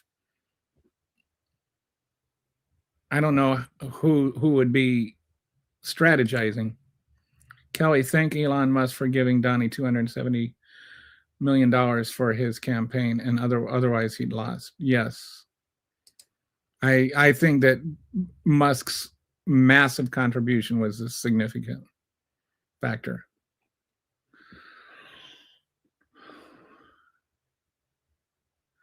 I don't know who wants what war criminals, why do we want, you want criminals in the White House. We are afraid to criticize or disagree with Islam. This is just weirdness. You don't seem to be all that afraid of talking about Islamization and Sharia law infiltration because of Islamophobia and racism. I don't know why you think you're afraid of that when you're sitting there prattling on about it.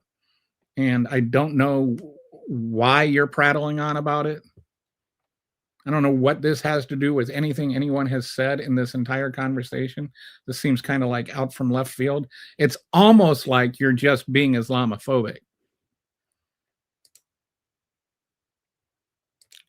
Yes, and so we're all going to become you know what country has the most Muslims? What European country has the most Muslims, or the highest percentage of Muslims? Would you believe it's Russia? Did you know that? Wife and I never voted for an orange invasive species. Okay. The whole point of the Second Amendment was to overthrow a tyrannical government. Having a gun at protest sounds like the Second Amendment work. This is what I'm saying. I mean, it just kind of seemed like the people that should have been on this the hardest are the Second Amendment people that have been arguing for this. Bill Clinton signed a law that gives them authority to know. Well, he didn't, and it wasn't a law. It was more a policy change. Unfortunately, one of the issues is that we have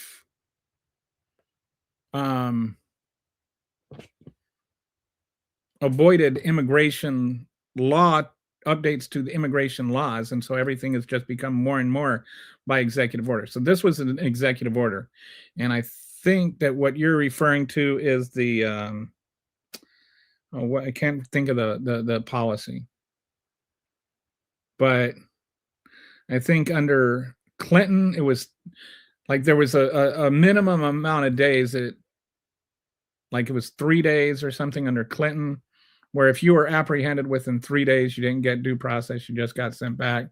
Then under Obama, it got extended to 30 days. And then under Trump, the first term, it was extended to 2 years. I don't quite recall all the details of that.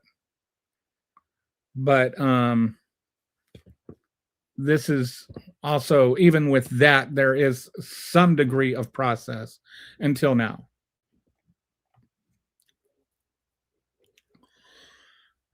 Under Bill Clinton, you didn't have ICE agents cracking down people's door and hauling out American citizens. No, they are not. But again, even if they are, according to your Second Amendment interpretation, organized insurgency is a constitutional right.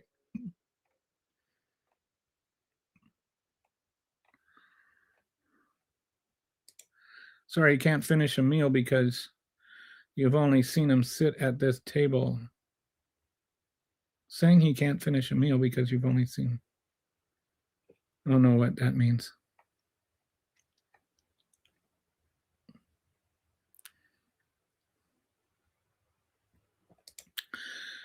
Trump's health is failing. He might go catch up.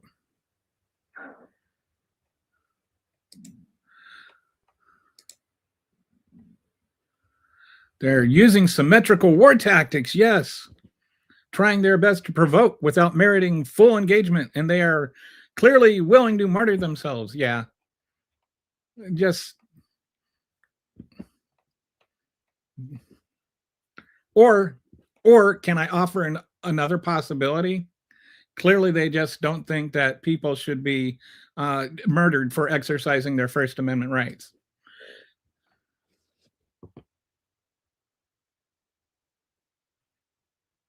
Okay, but John, this is my point.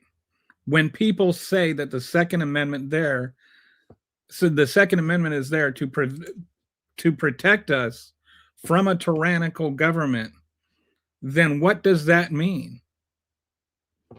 Because one person is always going to be saying that the government is tyrannical. It's you that interpretation of the Second Amendment, which is inaccurate, by the way. That interpretation of the Second Amendment just basically protects anybody from wanting to kill anybody in the government, because all they have to do is say, "Oh, I was protecting myself from tyranny." What they mean, like the actual reason the Second Amendment was passed was to be able to put down insurrections. The before we had the Constitution, we had the Articles of Confederation, which did not give any power to the federal government over any military. So what they did, one of the very first things that they ironed out when they passed the Constitution, when they met for the Constitution, was give the federal government, the president of the United States, power over the militias, and the Congress the power of when to use the militias. Okay? But they still didn't have any like definition. There was just like the Congress got to determine like who the what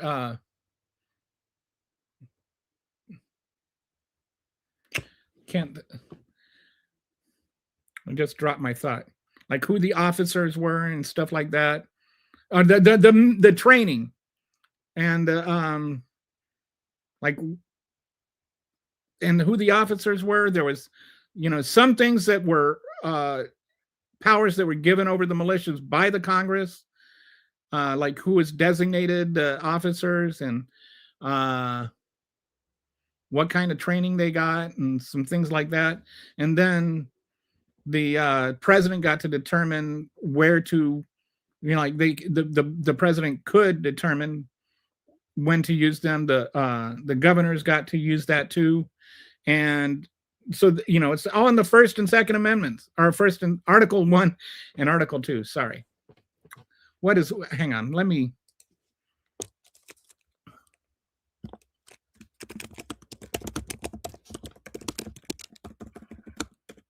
I'm just want to make sure I'm getting my facts right, because I hate when Article 1, Section 8, Clause 15 and 16 gives Congress power to provide for calling forth the militias to execute the laws of the Union, suppress insurrections, and repel invasions. Okay. So they get to determine when to use the militias. And one of the reasons to use the militias is to suppress insurrections. One was also to repel invasions, but one was to suppress insurrections. So they can determine that when to use the military to suppress insurrections. This is important because it was an insurrection that actually provoked getting rid of the Articles of Confederation. There was no ability for the government to put down, the federal government to put down this insurrection. So one of the first things they did was give the government the power to put down insurrections by using the militias. So when they talked about the militias in the Second Amendment, do you think they meant something other than the militias that are in Article 1 or Article 2 of the Constitution? Don't you think that they meant the same thing when they talked about militias? But the Supreme Court, in their finite wisdom in Heller, decided that that part didn't matter.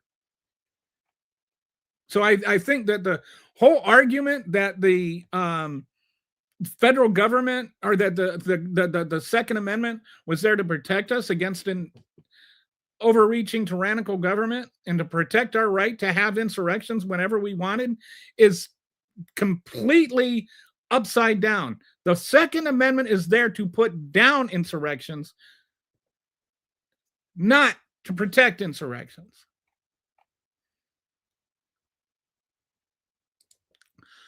I have no I honestly know that I know more than you, just based on your statement there.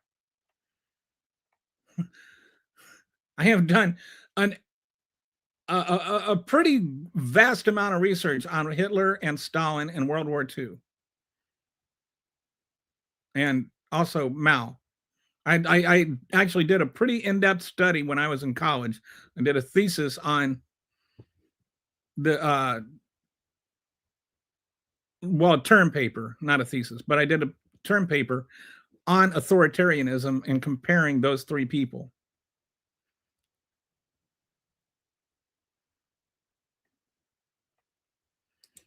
Due process for anyone arrested in the U.S. jurisdiction.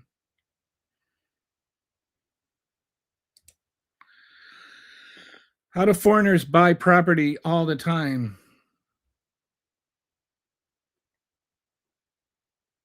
Yes. The idea that illegal immigrants don't pay taxes is just silly. There's not like, you don't go to the store and buy something and then say, "Oh, I'm illegal. I don't have to pay sales taxes." All the people get due process. Everybody knows that by now.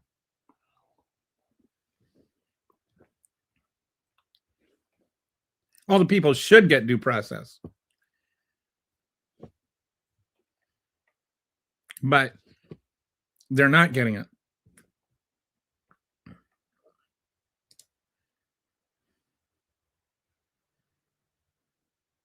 Originally, to be American was to be white. That didn't change. You're just less American for not agreeing.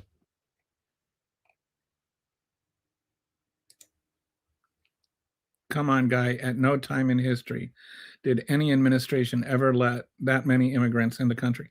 Let that many. What does that even mean? Let that many immigrants. Okay, first of all, you don't even know how many immigrants came in while Joe Biden was president. When you talk about population relative to the immigration surges relative to the percentage of the population of the country at the given time, no, Biden did not. There wasn't the largest immigration surge under Biden. And by the way, asylum laws are there. He followed the laws related to asylum. If you want to change the law, change the law. But don't sit there and then accuse Biden of letting them in because what he did was follow the law. Joe Biden also deported record numbers of people. He deported more immigrants than any president in the history of the country. Well, in 4 years anyway, in one term. Things aren't better now. Things aren't better. Inflation is up. We have civil unrest across the country. You have unemployment up. You have just destroyed our credibility with the entire world. Our rights are being decimated. You think that things are better under President Trump because you are ignoring what actual reality is.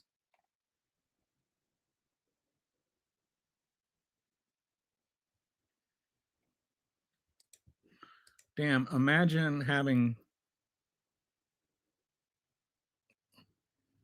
I don't even think I have had some pretty original insults. Imagine having TDS and then thinking that TDS is an original insult. Thank you. I like you too. In other words, we've never had a good president, damn it, Chin. I don't know what that was in reference to. Yeah, original insults like TDS. Like, wow, that's like just such a creative mind you have there. What a wellspring of novel thinking.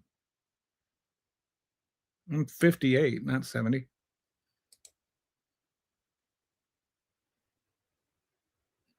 Um, Actually, I think TDS was originally because, as with everything to do with MAGA, they can't even think of their own insults.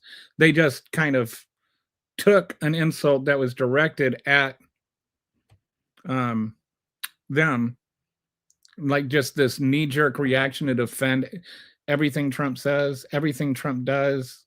Like that's the real TDS. It's like even after he got um, found, what I don't, even after he got convicted of 34 felonies, they still defended him.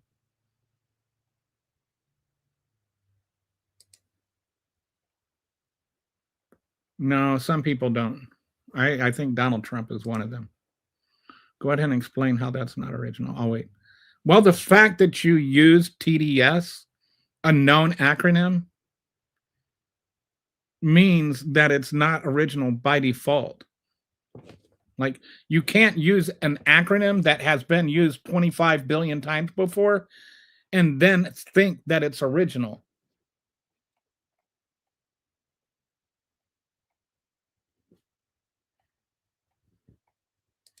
Uh, 0.052% of all people who detained by ICE since Trump were U.S. citizens. Okay, but okay, first of all, 0.05.2% is not a real number. That is based on 170 that one magazine article found. That doesn't mean that that's an all-inclusive thing. Number two, 0.052% is too many. One is too many. Number three, those are the ones that are American citizens, not everybody that is illegally detained. A lot of the people that are being illegally detained are not citizens, but they are present here legally. That is Gestapo. That's making it illegal to be brown and legally here.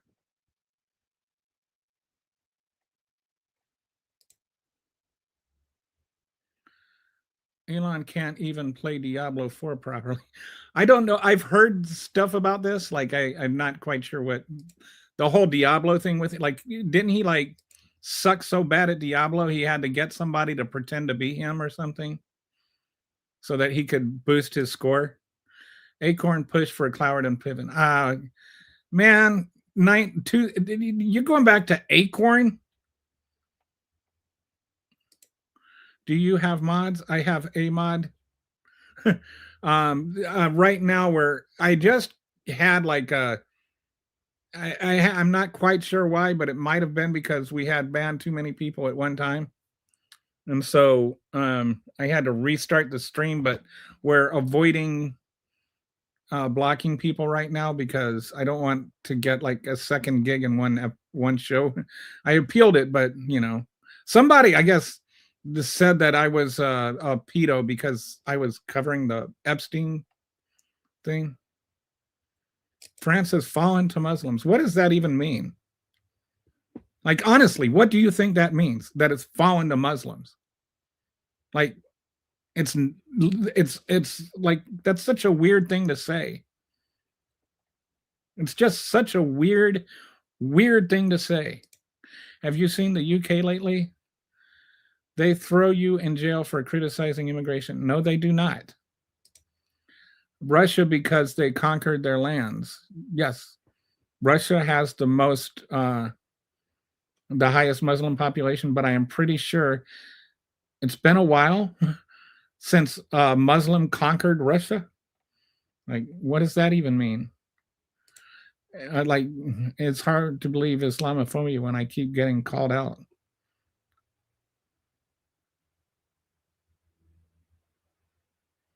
It's so hard to be. I can't even be Islamophobic without being called Islamophobic around here.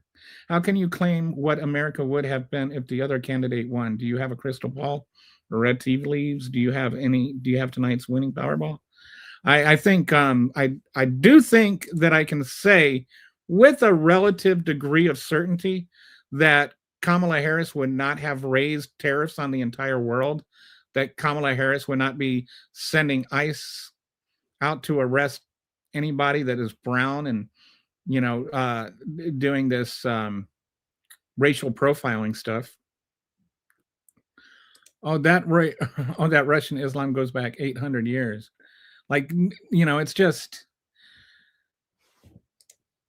as though as though Christianity is a European religion, but you cucks always want to try and take guns away. So now, no, dude, you're the one that sounds stupid because you're saying that we want to take guns away.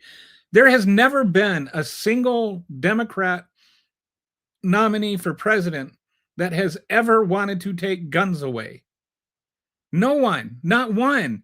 But you sit there and you lap that stupid argument up every 4 years. You think that is a Democratic mainstay, that somehow wanting some sort of gun control so that people who are like dangerous don't get guns, that makes us wanting to take away your gun.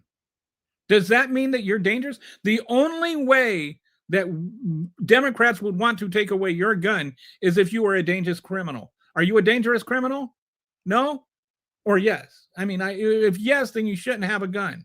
If not, go ahead, buy a gun. Court documents prove Doge was a ruse to get personal data to influence the elections. That's actually a good point. And that's actually something I should do a PowerPoint on. I think that's something that needs more discussion. Like, not like the whole thing about Doge, like what it said it was going to do, what it didn't do, what it said it did, and what it actually did. Trump has convinced all the MAGA geniuses that the dirt poor immigrants have taken all their money. Yes. And I've brought this up several times. There's a book called White Trash that, hang on a second, that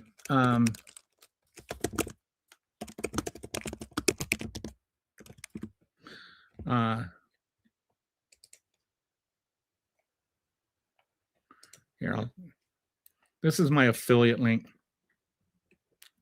So if you want to read this, it's a great book. I highly recommend it. That it's the history of how elite white people have used the threat of people of color to get poor white people to fight with poor people of color in order to stay rich themselves. That's like a huge part of our history, and then goes through all kinds, like including FDR did it. This is not something that is just Democrats didn't do it and Republicans did do it. Nobody is mentioning the real problem, which is the meddling. Now, somebody was in here with the, I don't think that the real problem is Israel. I think that there are problems with Israel, but I don't think that they are the real problem. Well, the Americans be Americaning, blah, blah, blah. Vote this, vote that, and not a single strike and or proper right. So this person says we need to have a good and proper right.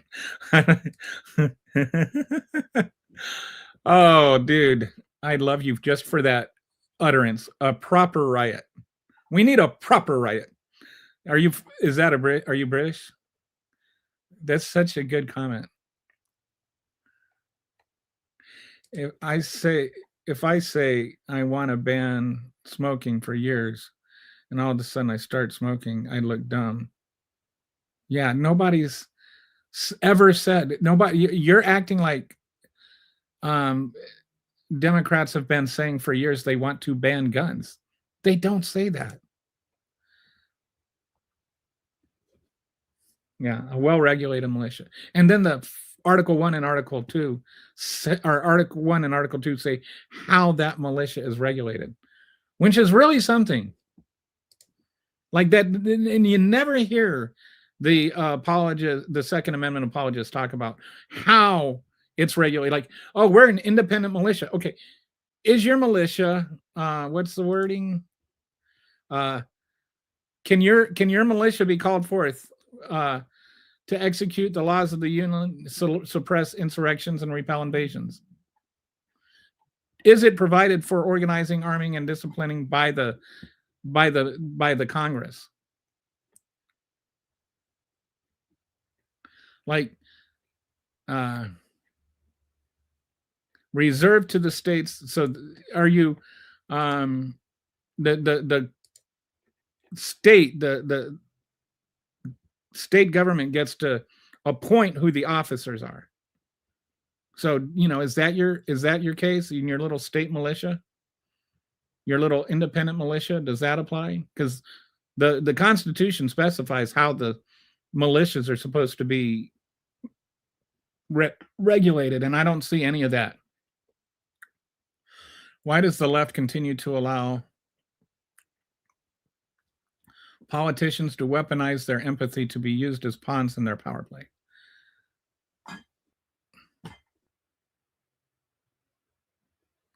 Unaccompanied minor policy was an absolute disaster that facilitates. Okay, did you know that the unaccompanied minor policy was passed by a Republican administration? It was passed under Bush. It was passed under W. And if the law needs to be changed, then change the law. But that's a law. That's not a policy. Why aren't the Republicans talking about repealing it?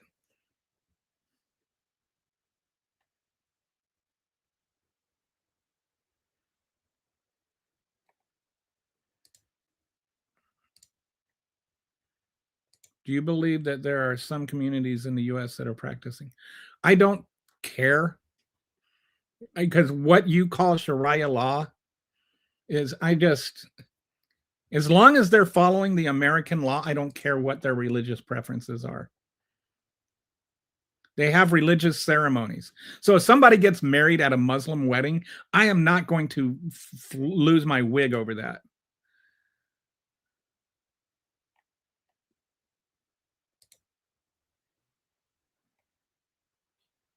Yeah, you can stop posting murder jokes now. Tyrannical is a Caesar SQ level tyrannical power. I'm just saying that's the word that this is the word that the right wing uses all the time to justify the Second Amendment. Okay. Kind of scrolling through. And do you think this current administration is very similar? Or do you think maybe it's different in every conceivable? I think that this, and you think, I think that this administration is easily the worst, most corrupt administration in my lifetime. I don't know about prior administrations. Even Nixon's administration is like not nearly as bad as this. This is by far the most corrupt administration in American history, to my knowledge, and definitely through the ones that I've been living through. Means allows. Okay, but he's not allowing illegal immigration, and that's the problem. What you are calling illegal immigration is not illegal immigration. What Joe Biden is doing is honoring the laws of asylum. He's actually following the law. Donald Trump's the one who's breaking it. He is not letting illegal immigrants through. He is allowing people to come over and claim asylum. And you can claim asylum regardless of legal status according to the law about asylum. You know this. You stop pretending to be stupid. America allows over 1 million legal immigrants in every year. No, it doesn't. They are allowed to cross the border and say asylum, and that, yes, that is okay.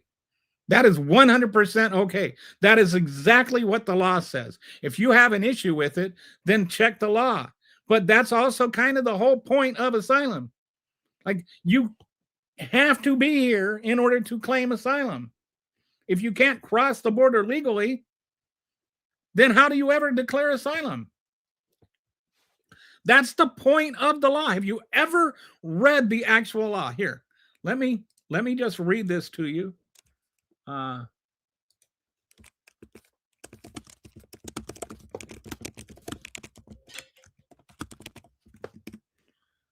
Just gonna. Okay, so we're gonna share this, and hopefully some people can learn something today. That would be wonderful. Okay, so we're gonna present this screen. All right, this is what the actual asylum law says. All right, stay with me now. Okay, U.S. asylum law, key provisions. The primary law is codified in 8 U.S.C. section 1158, part of the Immigration and Nationality Act, which implements U.S. obligations under the 1951 Refugee Convention and 1961 Protocol. The 1951 Refugee Convention was written after World War II in response to the whole, like Holocaust thing. Okay, a person may apply for asylum if they are physically present in the U.S. or arriving at a point of entry. So that number one qualification to qualify to apply for asylum is you have to be in the United States. To meet the definition of refugee, someone being unable. Oh wait, I wanted the exact quote.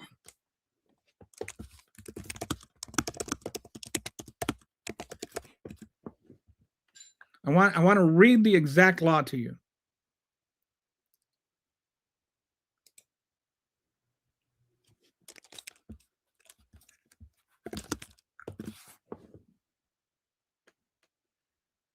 Any alien who is physically present in the United States, number one, or arrives in the United States, whether or not at a designated point of arrival, because I know that you get all this stuff about, well, they've got to use a point of entry. No, they don't. Not according to the law. And including an alien who is brought to the United States after having been interdicted in international or United States waters. So if you're in a rowboat from between Cuba and here and you get brought here, then you can request asylum, which is why sometimes people have been sent back, irrespective of such alien status. So whether you're here legally or not, whether or not you entered through a point of entry, which, by the way, even Biden did not follow that law, may apply for asylum in accordance with this section. So the actual law only has one qualification to apply for asylum. And that one qualification is you have to be here. It does not matter if you are here legally, but you have to be here. That is the only way you can qualify for asylum, is if you are here. Too many people seem to talk about this law, talk about asylum, have no idea what it even means. The whole difference between an asylee and a refugee is refugees are not here when they request refugee status. An asylum is, by definition, you have to be here. That's what makes it asylum. That's the meaning of the word. So yes, they allowed them to cross the border and say asylum, because that's the only way you can request asylum. Now, let's clarify some other points here, as long as we're on this. Number one, They don't just get to say asylum and get to stay here for 10 years. That's bogus. They have to have, first of all, they have a hearing within, like an immediate hearing within like days, where they sit down with an officer and they have to explain why they are seeking asylum. And to seek asylum, you have to show that there is a credible fear of persecution, and there can be different reasons for that. Your political belief, sexual orientation, religious beliefs, social group, and I can't remember what the other one is. But you have to, there has to be an actual reason that you have fear that if you get sent back, you're going to be murdered. Okay. Now, social group was expanded under Clinton to include people that were being persecuted by drug cartels. And it was kind of a flip, because it's not like you belong to this social group, therefore you're being persecuted. It was more like you don't belong to this social group, therefore you're being persecuted. So they were, so Clinton did that, Bush did that, Trump didn't do that, Biden did do that. That's number one. So what happened is that there was a backlog of asylum seekers, because there was this whole thing that Trump made up that was about remain in Mexico. And so what happened is all these people remained in Mexico. But this was like just a policy, an executive order by Trump. And what is done by executive order can be undone by executive order. So all these asylum seekers that should have been allowed under Trump to come and request asylum were denied that chance.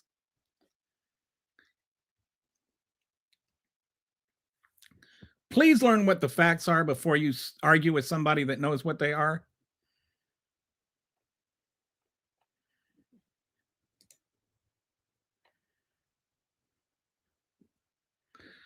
Okay, so got, almost tipped my laptop over.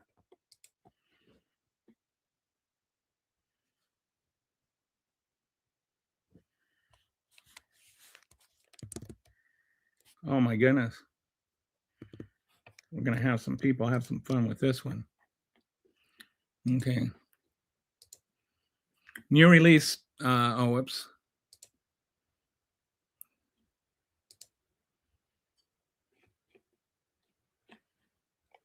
Okay.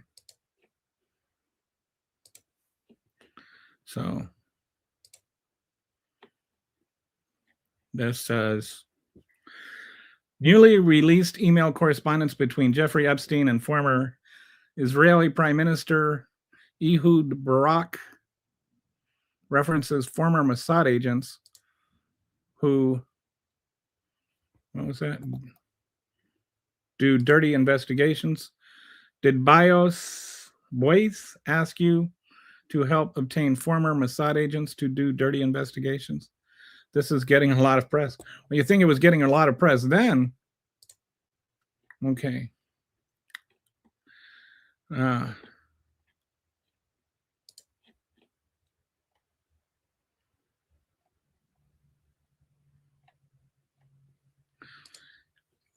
Preddy did not shove any agents, but whether he shoved any agents is irrelevant.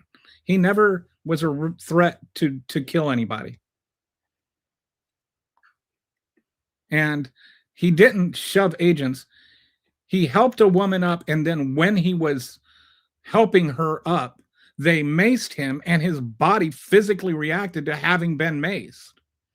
You say Biden followed the law, but what specific law in the Constitution?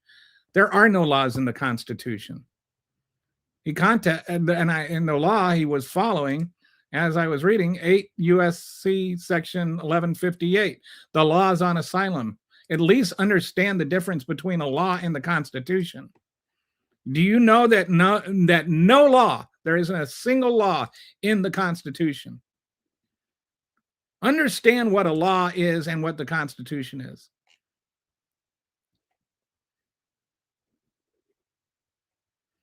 He literally just gave you the evidence for his claim.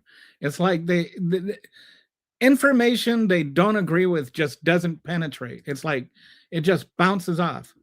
Congress needs to grow a set of testicles and quit pussyfooting. How is this dude dumb? Well, yeah, it's because I'm not spewing Fox News talking points. That's what it is.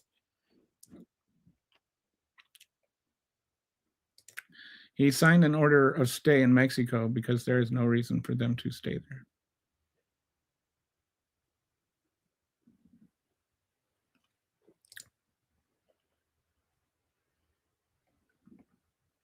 Same thing happened.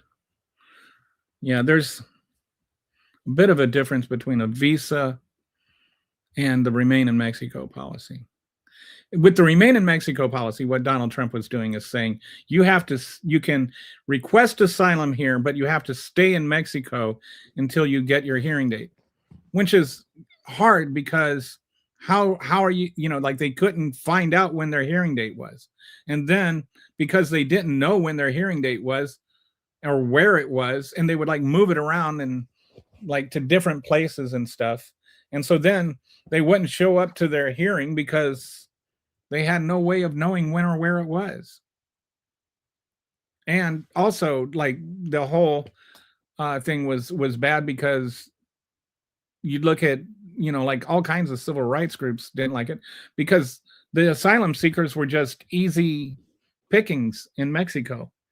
And they were robbed and they were raped and they were, the whole, they were, like over 50% of them were victims of violent crimes.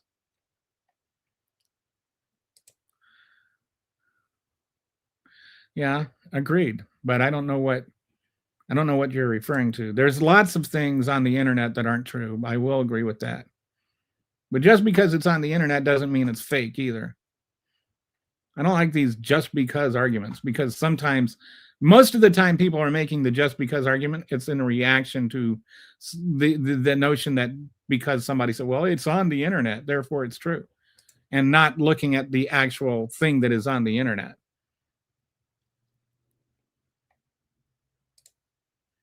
We Hispanics are screwed if all we get is white guilt. I don't even know what that's supposed to mean.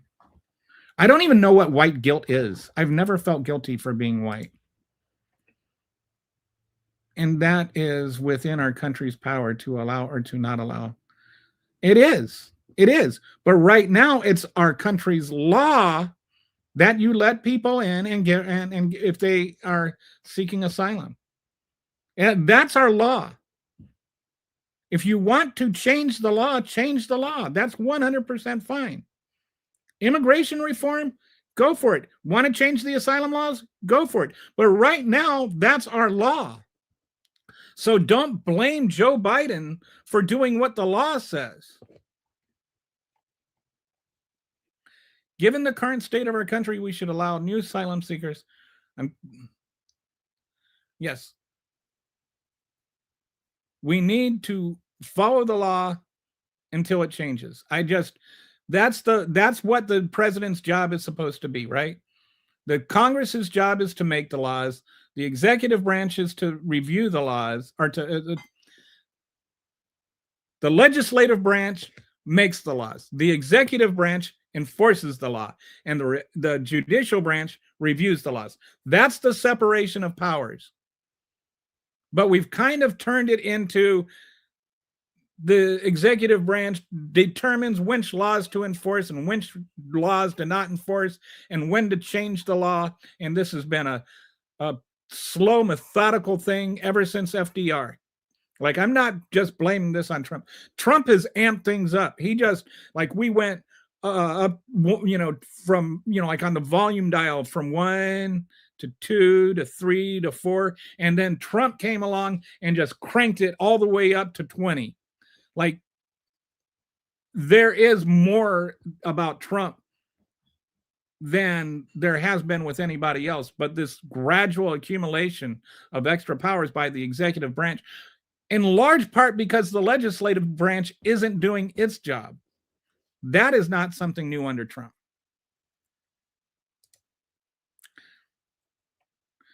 No, border crossings are actually one. Border crossings were way down by the time Biden left. Has nothing to do with anything. Number two, you don't even know what border crossings are, apparently, because the way you're using it. Number three, deportations aren't up. Biden deported people at a higher rate than Donald Trump. Crime has not dropped significantly outside of the fact that it was already dropping.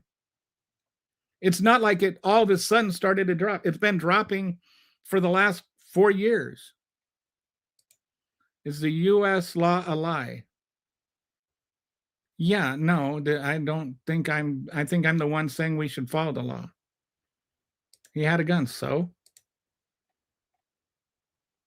a woman is anyone that that determines that says they're a woman. Why do I care if like if they're trans? Kelly is an awesome guy. People, you need to stop criticizing him. He's much more intelligent than you who put him down. Thank you, Randall. And I think, if I remember correctly, you don't agree with everything I say, right? Like, you're not like just agreeing with me. You're just saying that I'm being reasonable in my discourse. When I got my CC teacher said to run to danger as having a gun increased the chances. Yeah, that's your chances of dying by gunfire are greater if you have a gun. And even I think like if you have a gun in your home, your chances of being shot by that gun are greater than the chances of you defending yourself with the gun.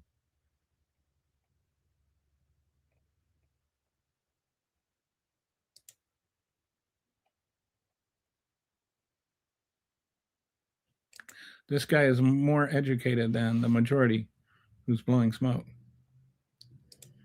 The U.S. by no means is obligated to take him. No, they're not. So what happened is in 1949, I think, was when they started discussing internationally the right to have asylum. It was because what happened is like Jews that were trying to escape Germany would go to other countries, including the U.S., and be denied entry. And they were like be sent back to Germany, where they would then be, thrown in a gas oven or whatever. They were being murdered. And so then the after that, in after World War II, the UN, once it got going, one of the first things they did is look at this whole thing. Do you have a right, if you're just a human being, do you have a right to flee a country? Because you can't flee a country if you can't enter another country. You follow me? So do you have a right to flee a country that's going to persecute you and kill you because of your religious beliefs or because of your ethnicity? And so they decided that you have a right to seek asylum.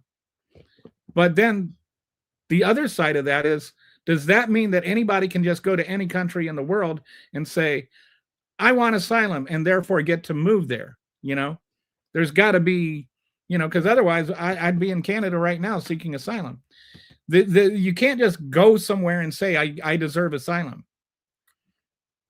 So then they discussed, how do we determine what qualifies as somebody getting asylum? And what they decided is that every country determines for itself what constitutes granting asylum. Like, you can go anywhere and seek asylum, but the country gets to decide who they grant that asylum to. So different countries have different, their own laws and their own standards for what constitutes granting asylum. Okay.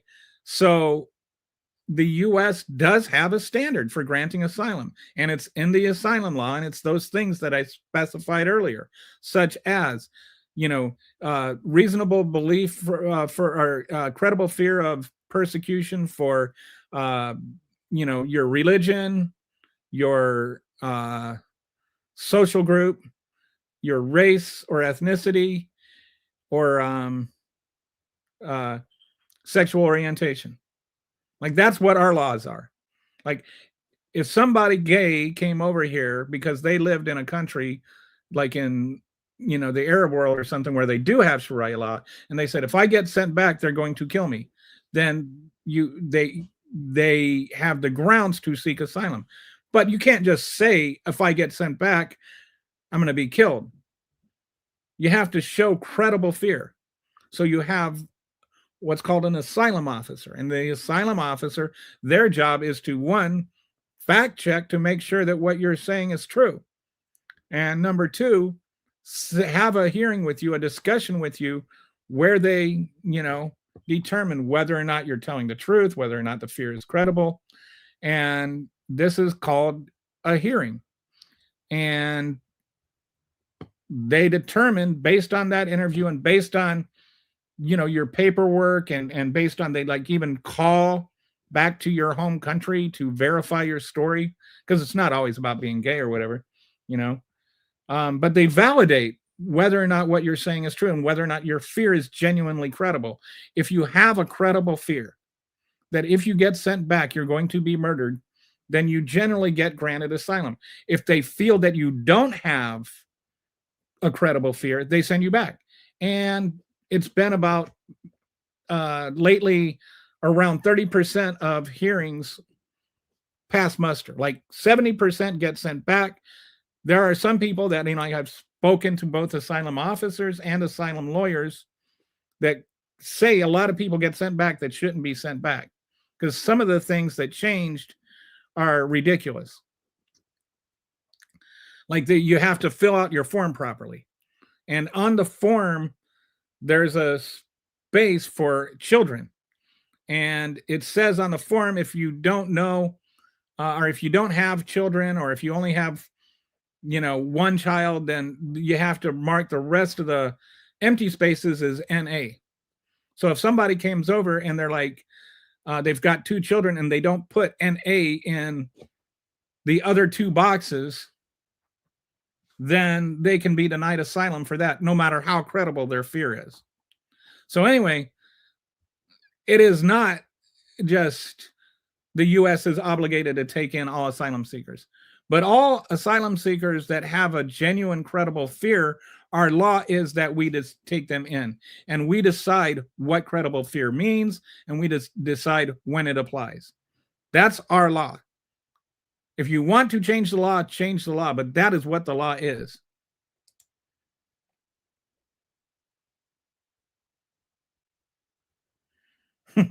Reps, this is somebody looking up credible information and explaining it is not Fox News. I spent hours with my father applying. He got mail and phone calls. This is an excuse and complacency.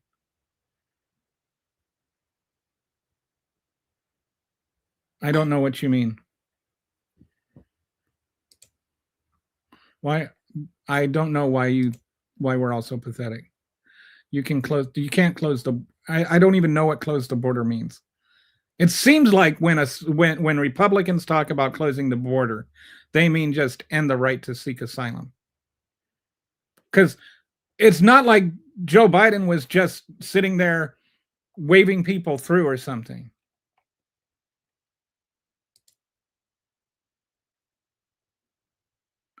I hope not.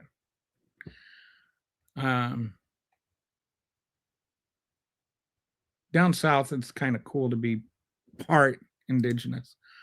Like once, like Elizabeth Warren, indigenous. I got a deportation order decades ago. I complied with in 2 business days using my own money. Right. What do you mean? Okay, first of all, Donald Trump wasn't president 2 years. You have people, you have ICE literally showing up to immigration court to arrest people who are literally there to comply. They voted for a 34 time convicted felon and then pretend to cry about an immigrant committing a misdemeanor. It's not about a crime. And it didn't even become a misdemeanor until I think the 90s.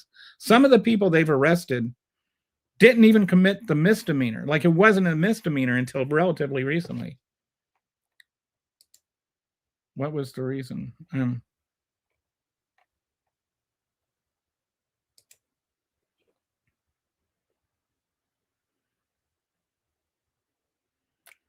Migration has been built of complacency, sanctuary cities, and lack of resources.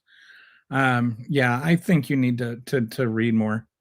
Like, you're just there's it would require like 2 hours of coursework to get through that.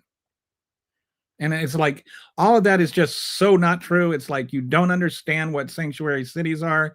You're just like pretending everybody that I don't know what the complacency you're talking about. We need to update our immigration laws is what we need to do. And I think every time I see a Republican talk about sanctuary cities, I see a Republican who doesn't know what sanctuary cities are. Trump screwed America when he bombed our bipartisan border bill. Yes, he did.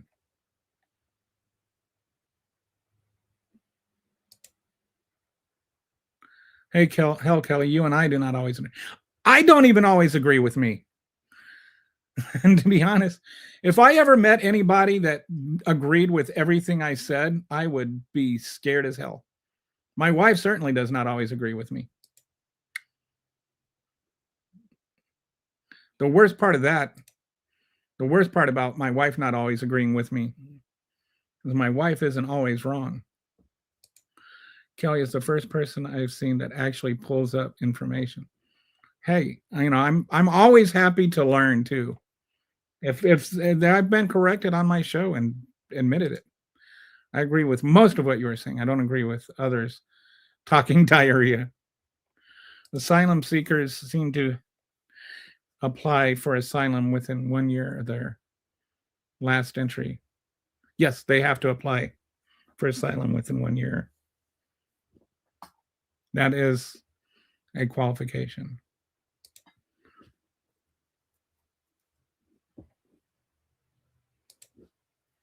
I do support the status of an asylum seeker. See, the reason we got on the whole asylum seeker thing is the 5-year-old kid with the blue bunny and his dad. They were here literally waiting for their asylum hearing. They were here seeking asylum. And so then some people started saying they shouldn't have been here illegally and all that. And then they tried to force them to self-deport. When they're here seeking asylum. Their reason, they have a reason that they're seeking asylum.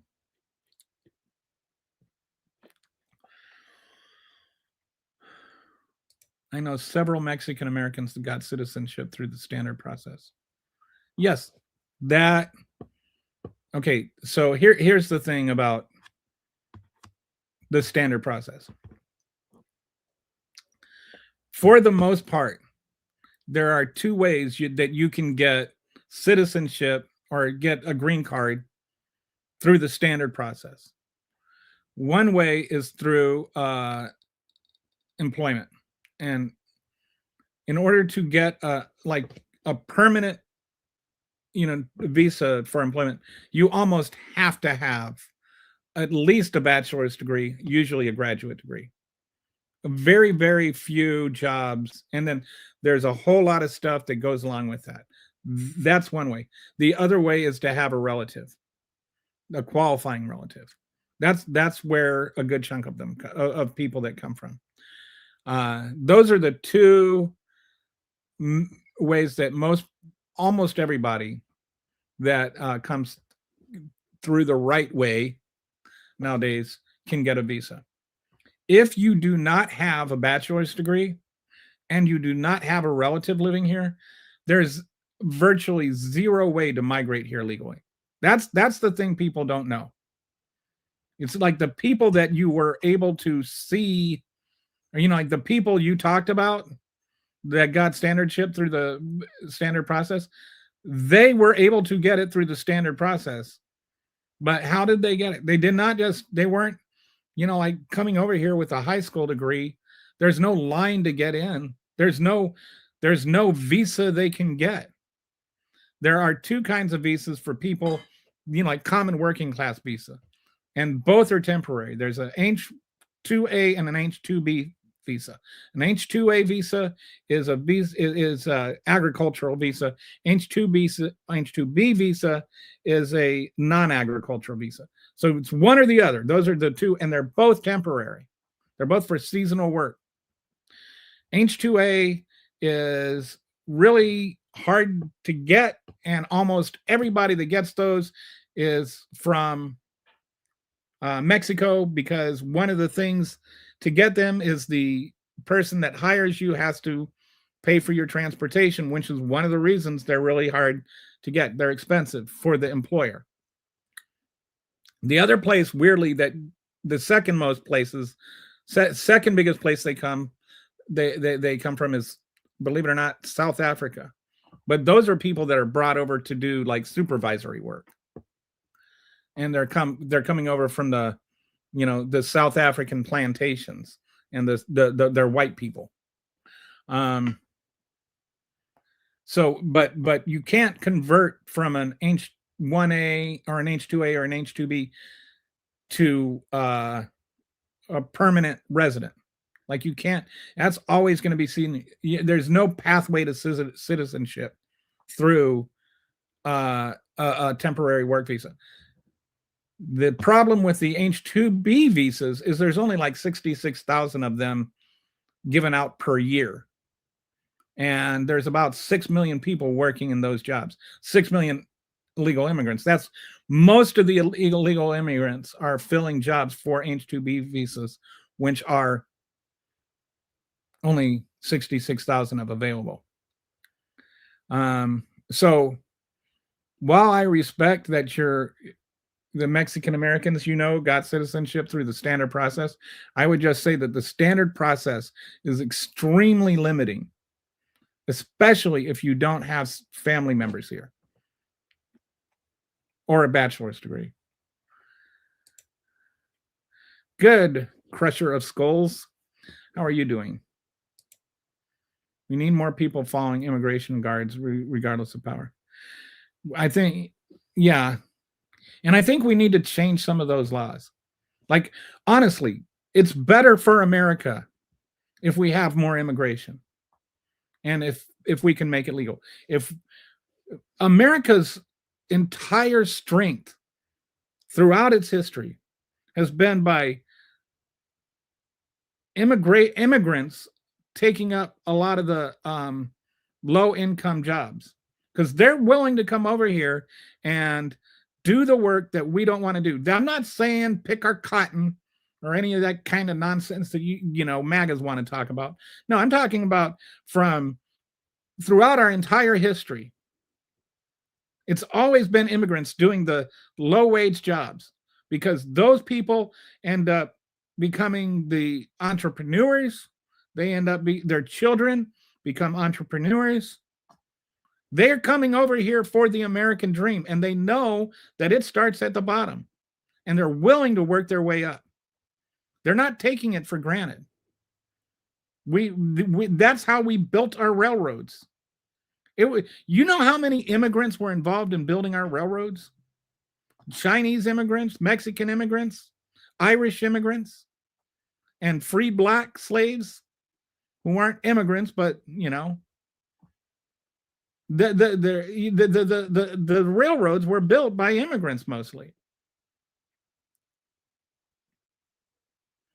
Who do you think built our skyscrapers in New York City?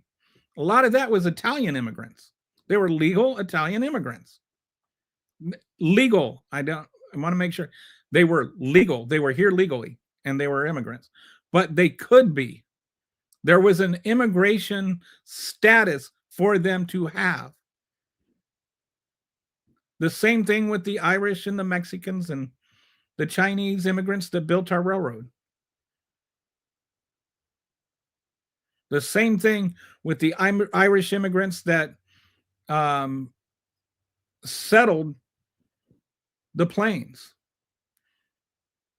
There's always been a way for immigrants that could come over here and take up the low wage jobs. There isn't that there now. And we need that there. That is the strength of America.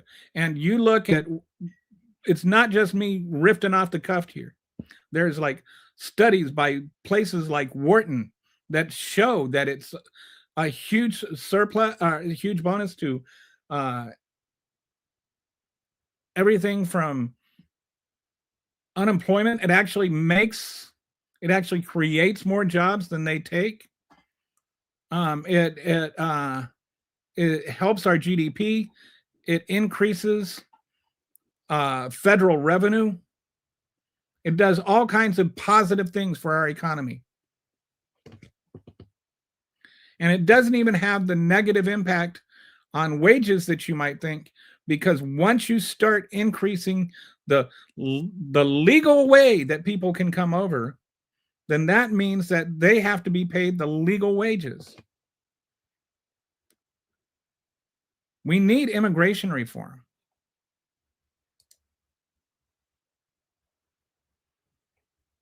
Yes, and if at some point the like if the asylum officer decides that they there's two asylum tracks. There's affirmative and there's defensive. Affirmative is if you turn yourself in and say you want asylum. Defensive is if the Border Patrol nabs you and then you say I want asylum, like you get caught, then you get put in a defensive track. And it's a slightly different thing. You see an immigration judge instead of an asylum officer. And there's some other things that we don't need to get into that are procedural and in terms of like how strong a case you need.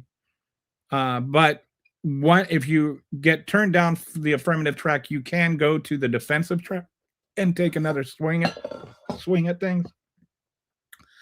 But in general, yeah. If you get denied asylum, you have to go back.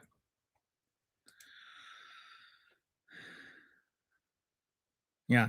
I looked into asylum for Australia from the USA. It's basically, no, Australia won't grant me asylum to escape from Trump or the fascist GOP agenda at the federal and state level. Yeah, it's for it, like it has to be like a real, I don't know about Australia's thing, but at least for America, it has to be a reasonable fear. Like the story that really sticks in my head, when I was studying this, I talked to an asylum lawyer that was explaining, the whole process to me and everything. And he told me about this client he had that was a young woman that had two sons. Well, a middle-aged woman that had two sons. One of them had been murdered by the cartel because he would not join the cartel. So then while her and her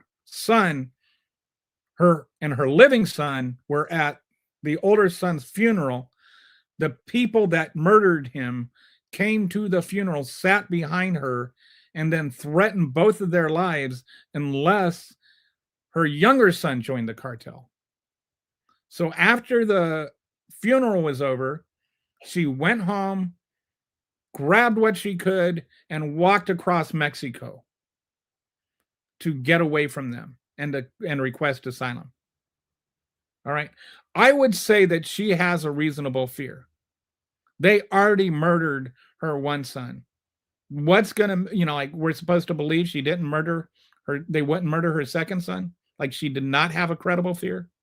So there are people that have credible fears. There was a magazine article I read back in 2019. So I don't know if I could find it, but they went through and this was while Remain in Mexico was still a thing. And they went and they looked at some of the people that were being rejected for asylum, and they were going back to countries like Guatemala, where they were coming from, to find these victims or these asylum seekers and see how they were doing. And like 30% of them had been murdered upon being sent back. I would say those people that were murdered when they got sent back had a credible fear. So, like, credible fear is a real thing. Like, people really do get murdered. Laws are threats made by the dominant socioeconomic ethnic group in a given nation. It's just a promise of violence that's enacted. And, well, okay. Many of these problems are people getting deported orders and not leaving. No, that's not what the problems are. I don't know what you're talking about. They aren't getting deported orders and not leaving. I don't even know what a deported order is. If you're talking about getting deportation orders and not leaving, that's, I think, what you're confusing here is that when somebody gets convicted of a crime in the United States and they're here illegally, they serve the sentence out in the United States. Then once their sentence is over, they get a deportation order, and the state can't deport somebody. Like the state of Minnesota can't deport anybody. That's not in their purview, not legally. They don't have any budget for it. They don't have the means for it. They don't have the legal right to do it, which goes back to like 1880 or something. It used to be states could deport people, and each state had their own kind of immigration laws, but that all got changed. And so anyway, in the current day, in the modern day, states can't deport people. And so what they do is they tell ICE, hey, we have this guy that is getting released, and we need you to come pick him up. And so there's this deportation order. They come, then they send ICE they notify ICE that he's coming up. They can't hold that person beyond when their prison sentence is up. And so then when their prison sentence is up, they get released. So that's on ICE not coming to pick them up. And ICE, this is going back decades. ICE has always said it's about funding, but then when they got this monster bill of funding, then they're not doing that. What they're doing is going around and like racially profiling and arresting 5-year-olds.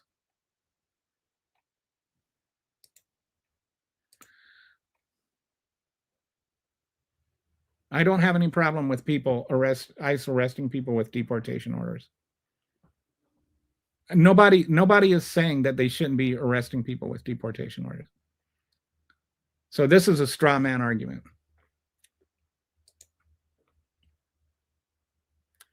Okay, I did not realize my smell was that bad. But I have a beard. Why are 90% Army aged men? So you're saying, first of all, 90% aren't Army aged men. You're confusing another thing. Asylum seekers are not 90% Army aged men. First of all, Army aged men is like this huge thing that it's like, what does that mean? Like men between 18 and 60 or whatever? What is Army aged men supposed to mean? That's like a good chunk of any population, right?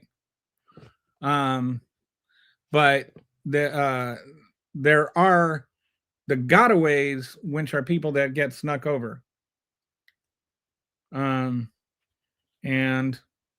a big percentage of those are what they call, like military age men.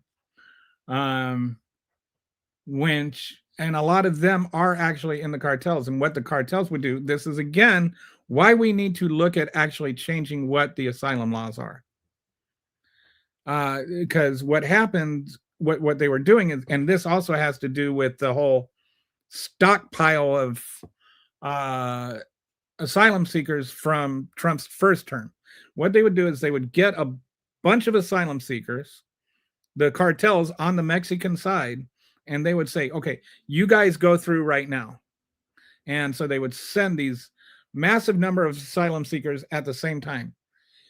Then, because of that influx, they need to process those people. And to process those people, they had to bring in Border Patrol agents that would normally be border patrolling the border. But they bring those in, and then the cartels would send through their cartel people while that was happening. So they knew what our system was, and they played our system against us. And that doesn't mean that the people that were seeking asylum weren't seeking asylum. That means that the cartel was running the whole operation. That doesn't mean that the asylum seekers were cooperating. It just means they didn't want to get killed.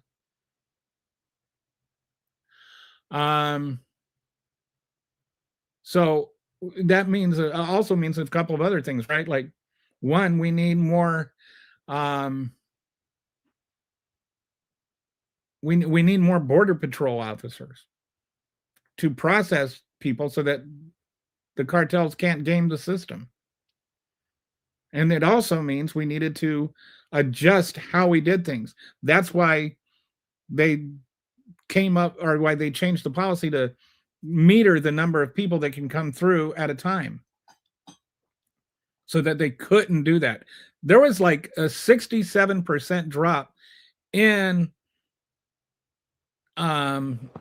crossings Biden's final year after that policy change.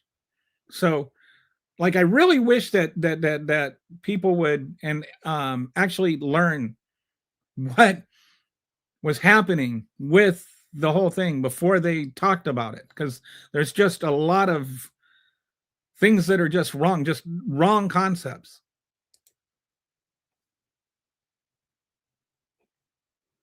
Okay, but that doesn't mean they don't have a criminal.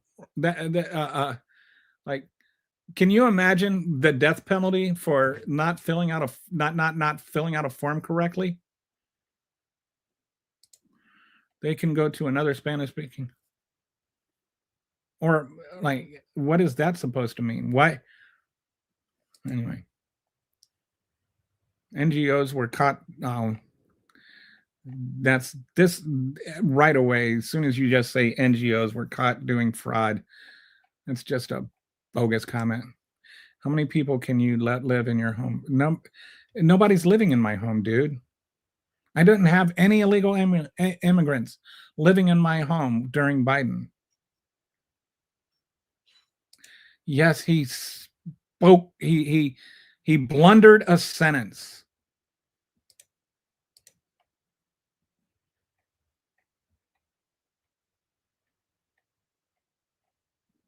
If an illegal immigrant crossed the border and didn't come through the point of entry, they're criminals. Okay, but if they came through and didn't come through a point of entry, they're still eligible for asylum, as I've already addressed by reading the actual law on asylum.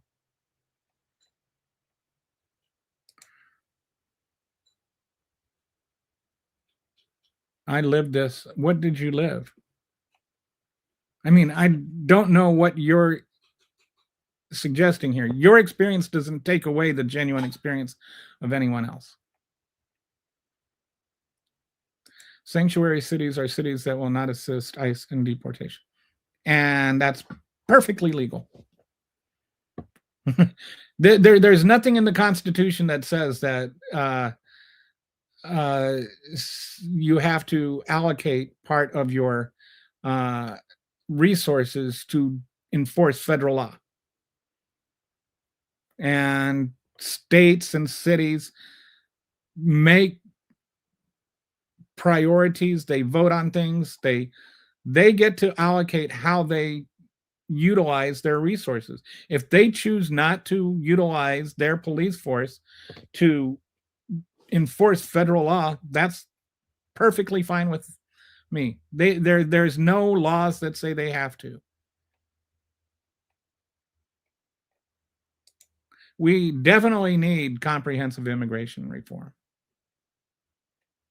Like, I don't know what that makes it a canard, but we haven't had any comprehensive immigration reform in 40 years. And clearly the laws we have are not working as they are written.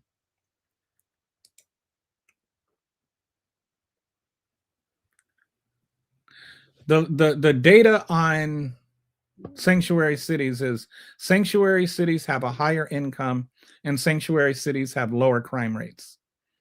There is literal data to prove that. I don't know which side you're arguing from, but that is what the actual data shows.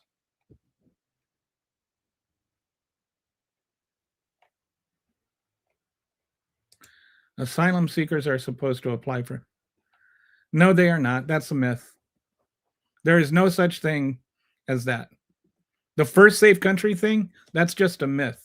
That is something Trump said one time, and people think it's true. There is no such thing as a first safe country rule. That's number one. Number two, Mexico is not a safe country. People are coming from Mexico seeking asylum. So it doesn't become safe if you're not from there. But also, there is no such thing as a first safe country. There is a third safe country. And a third safe country is if you have an actual agreement with a third country that they can go to us, they can get that country will seek asylum seekers. The only country we have a third safe country agreement with is Canada.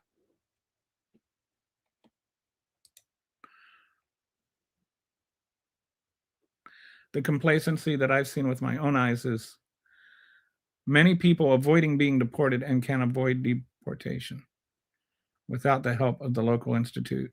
I don't know what I'm not trying to be mean. I genuinely have no idea what you're talking about. It just seems like a lot of words that in a very subjective point of view. What's wrong with requiring an educated immigrant? What's wrong with letting immigrants who aren't educated come over? It's not about requiring an educated immigrant. We have jobs that need to be done that we don't want to do. What's wrong with letting people come over that want to do those jobs? What's wrong with doing the best thing for America?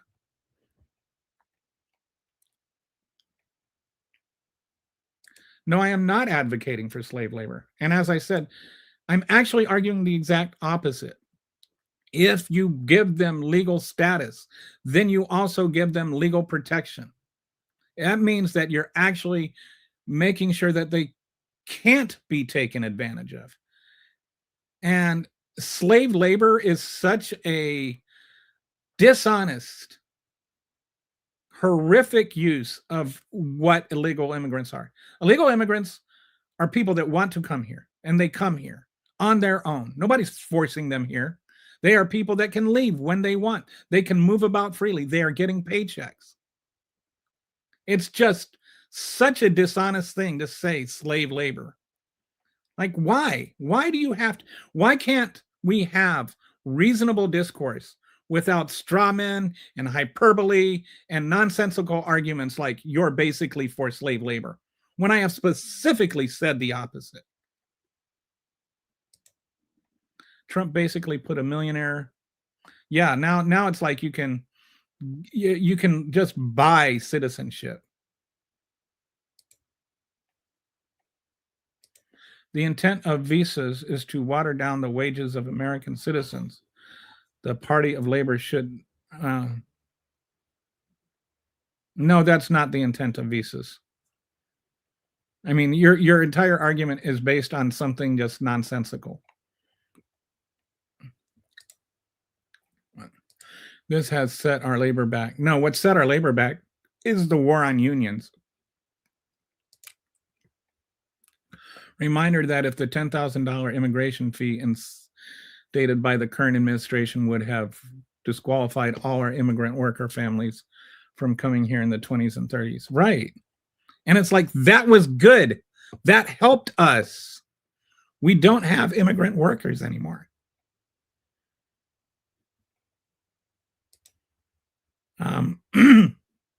How many foreigners live with you? Zero. Exactly.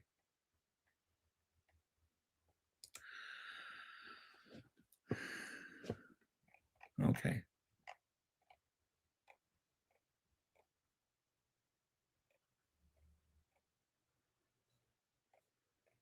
All right. Well, I am into hour 5 now, and I think it's time to go. All right, guys. We will be back tomorrow to continue whatever discussion we're discussing. We'll talk later. Appreciate you, even if you don't agree with me. Talk to you later.